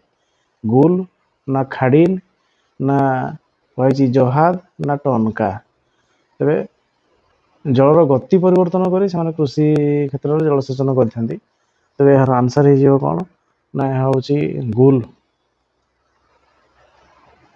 ପଦ୍ଧତି କୁହାଯାଉଛି। ତେଣୁ ଅପସନ୍ ଏ ହେଇଯିବ ରାଇଟ୍ ଆନ୍ସର। ଏହାପରେ 13 ନିମ୍ନରେ ଦିଆଯାଇଥିବା କେଉଁ ଯୋଡ଼ିଟି ସମ୍ପର୍କ ଦୃଷ୍ଟିରୁ ଠିକ୍ ନୁହେଁ? ତାମିଲନାଡୁର ମୁଦୁମଲାଇ ନା ଗୁଜରାଟର କାଜିରଙ୍ଗା ନା କର୍ଣ୍ଣାଟକର ନଗରହୋଲ ନା ଜାମ୍ମୁ କାଶ୍ମୀରର ଡାଚିଗ୍ରାମ? ତେବେ ଏହାର ଆନ୍ସର ହେଇଯିବ କ'ଣ ନା ଗୁଜରାଟର କାଜିରଙ୍ଗା। ଏଟା କାଜିରଙ୍ଗା ହେଉଛି ପ୍ରାୟ ଆସାମର କାଜିରଙ୍ଗା ହେଇଥାନ୍ତା। ଅପସନ୍ ବି ତେବେ ଏହାର ରାଇଟ୍ ଆନ୍ସର। 114 ନିମ୍ନୋକ୍ତ କେଉଁ ଖଣିଜଟି ବିଦ୍ୟୁତ ଶିଳ୍ପରେ ବିଶେଷ ଭାବରେ ବ୍ୟବହୃତ ହୋଇଥାଏ? ହେମାଟାଇଟ୍ ନା ମ୍ୟାଗ୍ନେଟାଇଟ୍ ନା କ୍ରୋମାଇଟ୍ ନା ସିଡେରାଇଟ୍? ତେବେ କେଉଁ ଖଣିଜଟି ବିଦ୍ୟୁତ ଶିଳ୍ପରେ ବିଶେଷ ଭାବରେ ବ୍ୟବହୃତ ହୁଏ? ତେବେ ଆନ୍ସର ହେବ କ୍ରୋମାଇଟ୍। ଅପସନ୍ ସି ହେଇଯିବ ରାଇଟ୍ ଆନ୍ସର। 115 କେଉଁ ଧରଣର ମେଘ ସାଧାରଣତଃ ଊର୍ଦ୍ଧ୍ୱଗାମୀ ବାୟୁ ସ୍ରୋତ ଦ୍ୱାରା ସୃଷ୍ଟି ହୋଇଥାଏ? ଅଳକ ନା କୃଷ୍ଣ ନା ପୁଞ୍ଜୀଭୂତ ମେଘ ନା ସ୍ତରୀଭୂତ ମେଘ? ଊର୍ଦ୍ଧ୍ୱଗାମୀ ବାୟୁ ସ୍ରୋତ ଦ୍ୱାରା ସୃଷ୍ଟି ହୋଇଥାଏ। ଏହା ହେଉଛି ପୁଞ୍ଜୀଭୂତ ମେଘ। ଅପସନ୍ ସି ହେଇଯିବ ରାଇଟ୍ ଆନ୍ସର। 116 ନିମ୍ନୋକ୍ତ କେଉଁ ଜିଲ୍ଲାରେ ବାର୍ଷିକ ତାପ ବ୍ୟବଧାନ ଅଧିକ? ଗଞ୍ଜାମ ନା ଜଗତସିଂହପୁର ନା ଖୋର୍ଦ୍ଧା ନା ସମ୍ବଲପୁର? ତାପ ବ୍ୟବଧାନ ମାନେ ଶୀତ ଦିନରେ ବହୁତ କମ୍ ଆଉ ଖରା ଦିନରେ ବହୁତ ଅଧିକ। ତେବେ କେଉଁ ଜିଲ୍ଲାରେ? ତାହା ହେଇଯିବ ସମ୍ବଲପୁର। ଅପସନ୍ ଡି ହେଇଯିବ ରାଇଟ୍ ଆନ୍ସର। ଏହାପରେ 117 କେଉଁ ଅଂଶରେ ଓଡ଼ିଶାର ଉପକୂଳବର୍ତ୍ତୀ ସମତଳ ଭୂମି ସବୁଠାରୁ ପ୍ରଶସ୍ତ? ओडिशार उपकूलवर्ती समतल भूमि कौ अंचल ताहले अधिक ओसेरिया बालेश्वर समतल भूमि ना चिलिका उपकूल ना महानदी त्रिकोण भूमि ना ऋषिकुल्या समतल अंचल। तेरे यार आंसर ही कौन ना महानदी त्रिकोण भूमि ओडिशार उपकूलवर्ती समतल भूमि अनुसार सबुठ प्रशस्त महानदी त्रिकोण भूमि option C right answer. 118 Odisha उपकूलर बालिया जमी रे क्यों फसल विशेष भल हुए काजू बादाम ना लंका ना धुआपत्र ना हलदी। तबे काजू बादाम option A he right answer. काजू बादाम बदल जदि चीना बादाम जो थे बादाम थी था तबे हरि अधिक आंसर सठिक होता option A he right answer. 119 केउं देशर सहायतार अनुगुल ठारे नाल्को आलुमिनियम कारखाना प्रतिष्ठा होईछि ब्राजिल ना फ्रांस ना जर्मनी ना जापान। तबे कौ देशर टेक्नोलोजी रे हमर नाल्को आलुमिनियम कारखाना प्रतिष्ठित होईछि तबे हर आंसर ही कोन फ्रांस ऑप्शन बी फ्रांस ही राइट आंसर। एफर 120 निम्नोक्त केउंटी दक्षिण भारतर केतेक आर्द्र अंचल रे देखा जाउथिबा लवणाम्लयुक्त तथा स्वल्प जैवांश विशिष्ट मृत्तिका। तेज आउे देखिए प्रश्नटी दक्षिण भारत में केतेक आर्द्र अंचल देखा जाउथिबा लवणाम्लयुक्त तथा स्वल्प जैवांश विशिष्ट मृत्तिका। लिथोजलिक ना पेडाल्फर ना पेडोकाल ना रोगलिथ। तेरे केउंटी दक्षिण भारतर आर्द्र अंचल देखा जाउथिबा लवणाम्लयुक्त तथा स्वल्प जैवांश विशिष्ट मृत्तिका। यार आंसर हो पेडाल्फर ऑप्शन बी ही राइट आंसर। तो क्वेश्चन नंबर 121 परिभ्रमण पद्धति द्वारा इतिहास शिक्षादान केउंटी साधित होई न थाए। ऑप्शन रही शिक्षार्थी मानकर आग्रह वृद्धि ना वार्षिक योजना अनुसार समस्त प्रसंगर शिक्षादान समापन ना शिक्षक शिक्षार्थी पारस्परिक सहयोग वृद्धि ना उच्च प्रणाली रे शिक्षादान सुजोग। तेरे प्रश्नटी थिला परिभ्रमण पद्धति द्वारा इतिहास शिक्षादान केउंटी साधित होई न थाए बोली कहिछि। तो परिभ्रमण आम जदि कौन फील्ड विजिट करुचे तेरे शिक्षार्थी मानकर आग्रह वृद्धि हम निहाती हम। वार्षिक योजना अनुसार समस्त प्रसंगर शिक्षादान समापन तो सबू प्रसंग गुड़ी को आम ये परिभ्रमण पद्धति द्वारा पढ़ा आमको संभव हम ना कारण सबू चैप्टर को आम बुले बुले नहीं ये करवा संभव हम ना। देखा शिक्षक और शिक्षार्थी पारस्परिक सहयोग वृद्धि हाँ शिक्षक और शिक्षार्थी मध्य संपर्क भल रहयोग भी हम ठीक अच्छे। उच्च प्रणाली शिक्षादान सुजोग ये भी ठीक चलो किंतु जो ऑप्शन बी थिला ता ठीक हो नहीं कारण ये प्रश्न अनुसार ऑप्शन बी ही राइट आंसर। एपर 122 केउंटी इतिहास पाठ्यपुस्तकर लक्षण अटे कौन सी घटना तार पूर्व और परवर्ती घटना सहित संपर्कित न होगा उचित ना शिक्षार्थीर आवश्यकता और दक्षता को नहीं प्रस्तुत होगा उचित ना ऐतिहासिक घटना अपेक्षा व्यक्ति संबंध अधिक वर्णना करा उचित ना उच्च प्राथमिक श्रेणी रे विषय गुड़िक केवल गल्प माध्यम उपस्थापन करा उचित। तो प्रश्न थिला केउंटी इतिहास पाठ्यपुस्तकर लक्षण अटे बोली कहिछि। जदि आम देखा कौन सी घटना तार पूर्व और परवर्ती घटना सहित संपर्क न होगा उचित तो संपर्क ना आम केमती पाठटा को माने गुरुतर सह पढ़ी पार तेणु ये हो पार ना। शिक्षार्थीर आवश्यकता और दक्षता को नहीं प्रस्तुत होगा उचित हाँ ठीक अच्छे ये हो पार तार आवश्यकता आम क्लास 3 जदि पढ़ुचे तेज क्लास 3 जहाँ हम क्लास 10 जदि पढ़ुचे तेज क्लास 10 अधिक ऊपर को माने जटिल होगा आवश्यकता और दक्षता को नहीं प्रस्तुत होगा उचित। तापर सी कही ऐतिहासिक घटना अपेक्षा व्यक्ति संबंध अधिक वर्णना करा उचित। तो आम जब अकबर विषय में पढ़ुचे तो अकबर हाइट एति वेट एति से इे मुंड कुंडे या करुले सेमती न कहीकि मेन मेन इवेंट गुड़ा पढ़ा उचित। व्यक्ति संबंध में अधिक वर्णना आवश्यक ना इतिहास पढ़ाया समय तेणु ऑप्शन सी हो ना। तो तापर डी कही उच्च प्राथमिक श्रेणी में विषय गुड़िक केवल गल्प उच्च प्राथमिक श्रेणी में गल्प मध्यम आम प्री प्राइमरी से गुड़ा पढ़ी पार उच्च प्राथमिक आड़ को जब तब टाइम लाइन अधिक घटना एगुड़ा मेन मेन इवेंट गुड़िक आने उचित गल्प आवश्यक ना। तेणु आम जब देखा प्रश्नटी तेरे केउंटी इतिहास पाठ्यपुस्तक लक्षण तेरे ऑप्शन बी ही राइट आंसर। एहापर 123 फलप्रद शिक्षादान निमंते केउंटी मौलिक आवश्यकता शिक्षादान साधनी ना मूल्यायन ना पाठ्यपुस्तक ना सहायक पुस्तक। फलप्रद शिक्षादान निमंते आमर कोटा आवश्यकता अधिक रही कोटार आवश्यकता। तो जदि आम देखा ଶିକ୍ଷାଦାନ ସାଧନୀ ଯେତେ ସବୁ ଆମର ରହିଛି ଟୁଲ୍ସ ଗୁଡ଼ିକ ଆଉ ମୂଲ୍ୟାୟନ ଆସେସମେଣ୍ଟ ପରେ ଆସିବ, ସହାୟକ ପୁସ୍ତକ ଶିକ୍ଷକ ସହାୟକ ପୁସ୍ତକ ଏଗୁଡ଼ା ପରେ ଆସିବ, କିନ୍ତୁ ପାଠ୍ୟ ପୁସ୍ତକ ନିହାତି ଆମର ଆବଶ୍ୟକ ଟିଚର ଏବଂ ଷ୍ଟୁଡେଣ୍ଟ ଦୁଇ ଜଣଙ୍କ ପାଇଁ। ତେଣୁ ଏଇ ଚାରିଟା ଯଦି ଦେଖିବା ତେବେ ଅପସନ୍ ସି ପାଠ୍ୟ ପୁସ୍ତକ ଅଧିକ ଆବଶ୍ୟକ, ତେଣୁ ଅପସନ୍ ସି ହେଇଯିବ ଏହାର ରାଇଟ୍ ଆନ୍ସର। ଏପରେ 124 ବହୁ ବିକଳ୍ପ ପ୍ରଶ୍ନ କେଉଁ ପ୍ରକାରର ଅଟେ? ନିର୍ବାଚନମୂଳକ ନା ସମାପନମୂଳକ ନା ସମ୍ପର୍କ ନିର୍ଣ୍ଣାୟକ ନା ମେଳକ? ତେବେ ବହୁ ବିକଳ୍ପ ପ୍ରଶ୍ନ କେଉଁ ପ୍ରକାରର ଅଟେ? ତେବେ ଏହାର ଆନ୍ସର ଯଦି ଦେଖିବା ବହୁ ବିକଳ୍ପ ମାନେ ଏଇ ମଲ୍ଟିପୁଲ ଏଇ ପ୍ରଶ୍ନଟା ହିଁ ଗୋଟେ ବହୁ ବିକଳ୍ପ, ତାର ଚାରିଟା ବିକଳ୍ପ ଦେଇଛି, এই ଚାରିଟା ବିକଳ୍ପରୁ ଆମକୁ ଗୋଟେ ବାଛିବା ପାଇଁ ପଡ଼ିବ। ତେଣୁ ସେଇଟା କ'ଣ ହେବ ନା ବାଛିବା ପାଇଁ ପଡ଼ିବ, ମାନେ ଆମେ ନିର୍ବାଚନ କରିବା ପାଇଁ ପଡ଼ିବ, ନିର୍ବାଚନ କରିବା। ଏଇଟା ଗୋଟେ ଏହି ପ୍ରଶ୍ନଟି ହେଉଛି ଗୋଟେ ବହୁ ବିକଳ୍ପ ପ୍ରଶ୍ନ। ଆଉ ସମ୍ପର୍କ ନିର୍ଣ୍ଣୟ ଯଦି ଆମେ ଦେଖିବା ତ କସ୍ତମ୍ଭ ଖସ୍ତମ୍ଭ, ଆଉ ସମାପନମୂଳକ ଯଦି ଦେଇଥିବା ସମ୍ପର୍କ ନିର୍ଣ୍ଣୟରେ ସେଇ କସ୍ତମ୍ଭ ଖସ୍ତମ୍ଭ, ସେ ମେଳ କରେ ବି ସେ କସ୍ତମ୍ଭ ଖସ୍ତମ୍ଭ। ଆଉ ସମ୍ପର୍କ ନିର୍ଣ୍ଣୟ ଯଦି ଆମେ ଦେଖିବା ତେବେ ଯଦି କହିବା ଯଦି ଆମେ ଦେଖିବା ଏମିତି ଭାରତ ତା ସହିତ ଦେଇଦେବା ହେଉଛି ନୂଆଦିଲ୍ଲୀ ସେମିତି, ତାପରେ ଦେଖିବା ଏଠି ପାକିସ୍ତାନ, ତାପରେ ଗୋଟେ ଡ୍ୟାସ୍ ଦେଇଦେବା, ଏଇଟା ସମ୍ପର୍କ ନିର୍ଣ୍ଣୟ କରିବା। ମେଳକ ହେଲେ କସ୍ତମ୍ଭ ଖସ୍ତମ୍ଭ, ଆଉ ସମାପନ ହେଲେ ଡ୍ୟାସ୍ ପୂରଣ ଦେଇଦେବା। ତେବେ ବହୁ ବିକଳ୍ପ ହେଲେ ଏଇ ପ୍ରଶ୍ନଟା ହିଁ ଗୋଟେ ମଲ୍ଟିପୁଲ ଚଏସ୍ କ୍ୱେଶ୍ଚନ୍। ତ ସେଥିପାଇଁ ଆମେ କୋଉଟା କରୁଛେ ନା ନିର୍ବାଚନ କରିବା ପାଇଁ ପଡ଼ିବ ଆନ୍ସର ଖୋଜିବା ପାଇଁ। ତେଣୁ ଅପସନ୍ ଏ ହେଇଯିବ ଏହାର ରାଇଟ୍ ଆନ୍ସର। ଏପରେ 125 କେଉଁଟି ଭାରତ ଇତିହାସର ଏକ ଉତ୍ସ ନୁହେଁ? ଇତିହାସର ପୁରାଣ ନା ଉପନିଷଦ ନା ଗୀତ ଗୋବିନ୍ଦ ନା ତ୍ରିପିଟକ? ଭାରତ ଇତିହାସର ଏକ ଉତ୍ସ ନୁହେଁ ବୋଲି କୁହାଯାଇଛି। ତ ଆମେ ଯଦି ଦେଖିବା ଇତିହାସର ଯଦି ଦେଖିବା ପୁରାଣ ମହାଭାରତ, ସେଠି ଆମର ପୂର୍ବ ସମୟର କଥା ସବୁ ସେଥିରେ ଲେଖା ହେଇଛି, ବ୍ୟକ୍ତି ବିଶେଷରେ ରାଜା ମହାରାଜା ଏଗୁଡ଼ା ସବୁ। ତାପରେ ଉପନିଷଦକୁ ବି ଯଦି ଯିବା ସେଇ ଏକା କଥା। ତ୍ରିପିଟକକୁ ଯଦି ଯିବା ତେବେ ସେ ବୁଦ୍ଧ ଦେବଙ୍କର, ଗୌତମ ବୁଦ୍ଧରୁ ସେ ବୁଦ୍ଧଦେବ କେମିତି ହେଲେ, ସିଦ୍ଧାର୍ଥରୁ, ସେଗୁଡ଼ା ସବୁ ଲେଖା ହେଇଛି, ରାଜା ମହାରାଜା ମାନଙ୍କ ବିଷୟରେ ଲେଖା ହେଇଛି ଇତିହାସ ସେଗୁଡ଼ା। କିନ୍ତୁ ଗୀତ ଗୋବିନ୍ଦ ସେଟା ସେଥିରେ ସେ ଗୀତ ଗୋବିନ୍ଦର କ'ଣ ରହିଛି ସେଟା ତ ଇଏ ନାହିଁ, କିନ୍ତୁ ଏଇ ଯେଉଁ ଚାରିଟା ଯଦି ବିଚାର କରିବା ତେବେ ଏଇ ଗୀତ ଗୋବିନ୍ଦ ଅଲଗା ହେଉଛି। ତେଣୁ ଏଇ ଅପସନ୍ ସି ହେଇଯିବ ଏହାର ରାଇଟ୍ ଆନ୍ସର। ଏହାପରେ 126 କେଉଁଟି ଚିନ୍ତା ଓ ପ୍ରତ୍ୟାଶାମୂଳକ ପ୍ରଶ୍ନ ଅଟେ? ଅଶୋକ କେବେ ସିଂହାସନ ଆରୋହଣ କରିଥିଲେ? ଚିନ୍ତା କରିବା ପାଇଁ କୁହାଯାଇଛି ଛୁଆକୁ, ଏଟା କେବେ ଡାଇରେକ୍ଟ କ୍ୱେଶ୍ଚନ୍ ଆସିଯିବ। କଳିଙ୍ଗ ଯୁଦ୍ଧର ବିଭୀଷିକା ଅଶୋକଙ୍କ ମନରେ କି ପ୍ରଭାବ ପକାଇଥିଲା? ତାପରେ ଦେଇଛି କଳିଙ୍ଗ ଯୁଦ୍ଧ କେବେ ଘଟିଥିଲା, ତାପରେ ଦେଇଛି କଳିଙ୍ଗ ଯୁଦ୍ଧ ସମୟରେ ଓଡ଼ିଶାର କିଏ ସମ୍ରାଟ ଥିଲେ? ତେବେ ଚିନ୍ତା କରିବା ପାଇଁ ପଡ଼ିବ ଆମକୁ, ଚିନ୍ତା କରିକି ଆନ୍ସର ବାହାରିବା ପାଇଁ। ଏଗୁଡ଼ା ଡାଇରେକ୍ଟ ଆନ୍ସର। ଅଶୋକଙ୍କ ସିଂହାସନ ଆରୋହଣ କେବେ, କଳିଙ୍ଗ ଯୁଦ୍ଧ କେବେ, ଆଉ କଳିଙ୍ଗ ଯୁଦ୍ଧରେ ସମ୍ରାଟ କିଏ? କଳିଙ୍ଗ ଯୁଦ୍ଧର ବିଭୀଷିକା ଅଶୋକଙ୍କ ମନରେ କି ପ୍ରଭାବ ପକାଇଥିଲା ବୋଲି ଯୋଉ ଅଛି, କି ପ୍ରଭାବ ପକାଇଥିଲା, ଏଟା ଡାଇରେକ୍ଟ କ୍ୱେଶ୍ଚନ୍ ନୁହଁ, ଏଟା ଆମେ ପିଲାକୁ ଚିନ୍ତା କରିକି କରିବା ପାଇଁ ପଡ଼ିବ। ତେଣୁ ଏଇ ଅପସନ୍ ବି ହେଇଯିବ ରାଇଟ୍ ଆନ୍ସର।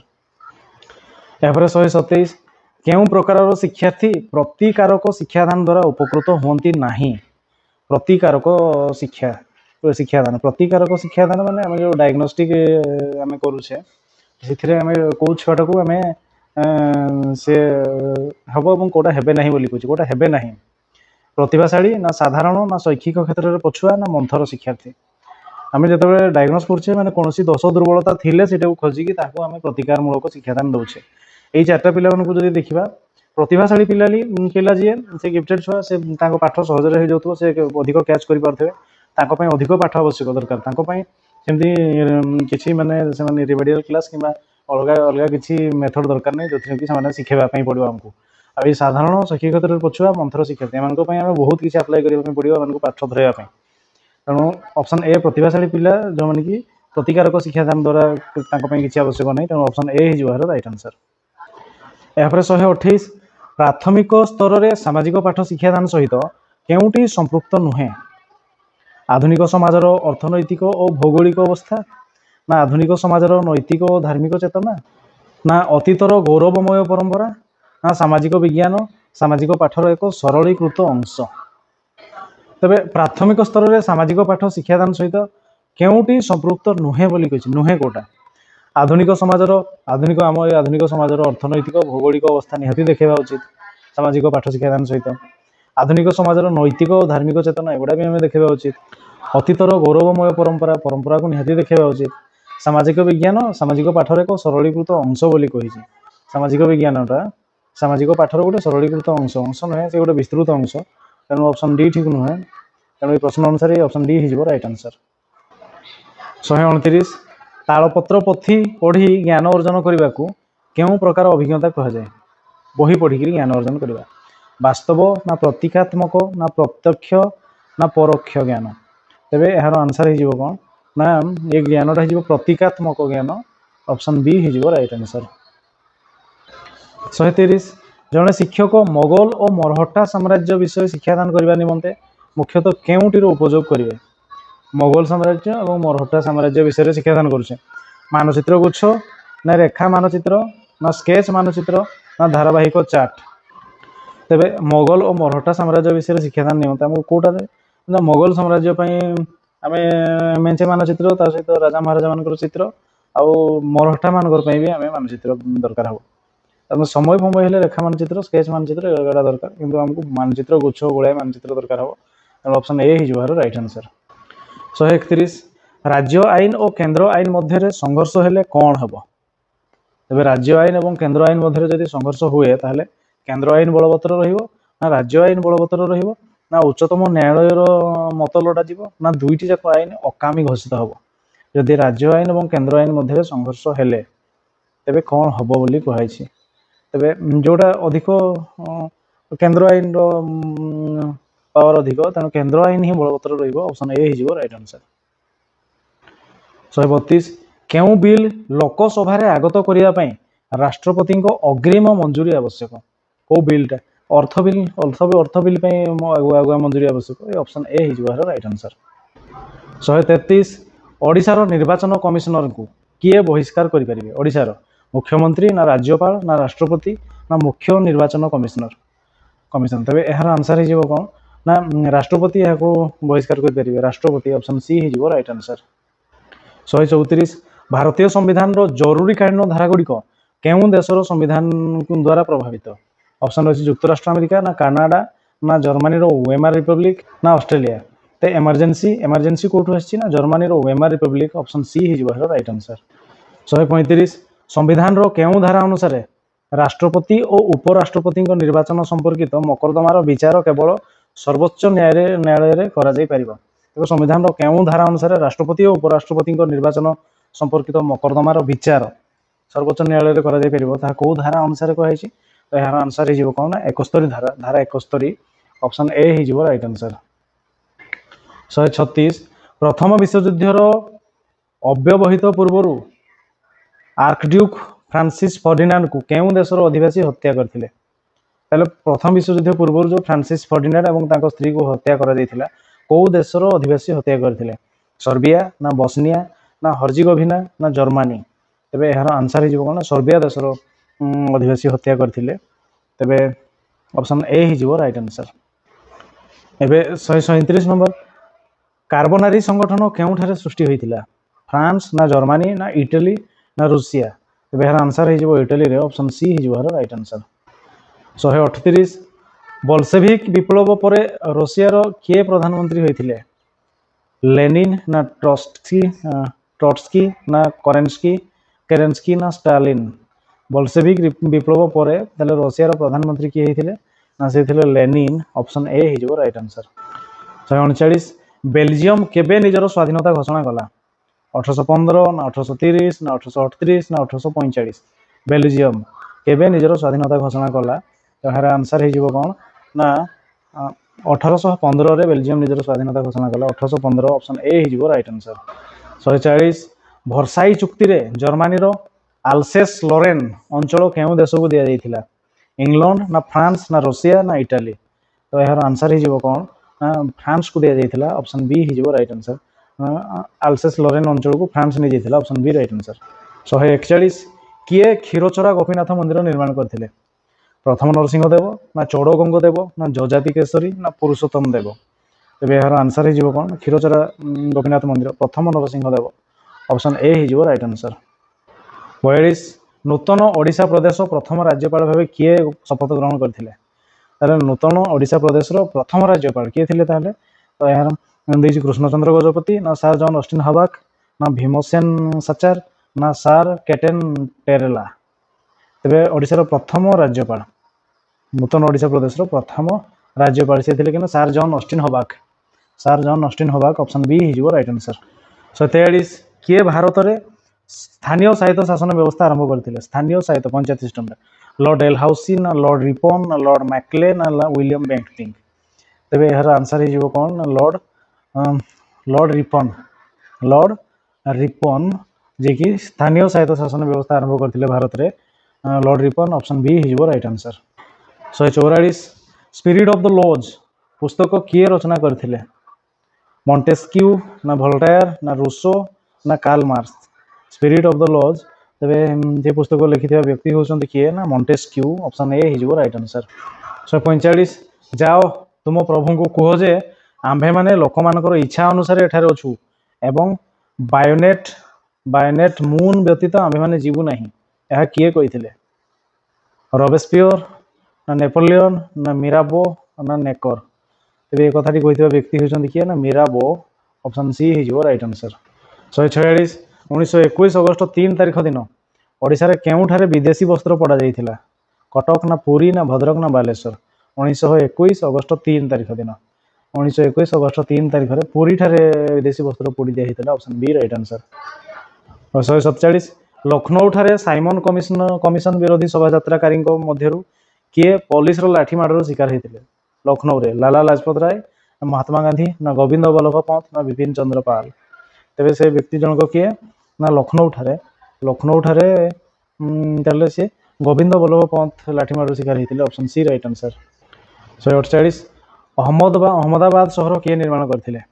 मोहम्मद शाह तुगलक ना फिरोज शाह तुगलक ना अहमद शाह ना इब्राहिम लोदी।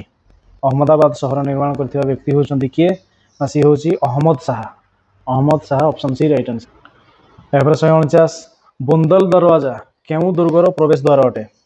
फतेहपुर सिक्री दुर्ग ना आग्रा दुर्ग ना लाल किला ना दिल्ली रो पुराना किला। बुंदल दरवाजा होछि किए ना फतेहपुर सिक्री रो दुर्ग रो द्वार देश फतेहपुर सिक्री ऑप्शन ए हो राइट आंसर। 150 चंदका जंगल थिबा कासियागढ़ किए निर्माण करथिले? चढ़गंगदेव ना अनंग भीमदेव ना नरसिंहदेव ना जजाति केशरी। तेरे कासियागढ़ चंदका जंगल थिबा कासियागढ़ निर्माण करथिबा व्यक्ति होउछन्ति चढ़गंगदेव ऑप्शन ए हो राइट आंसर।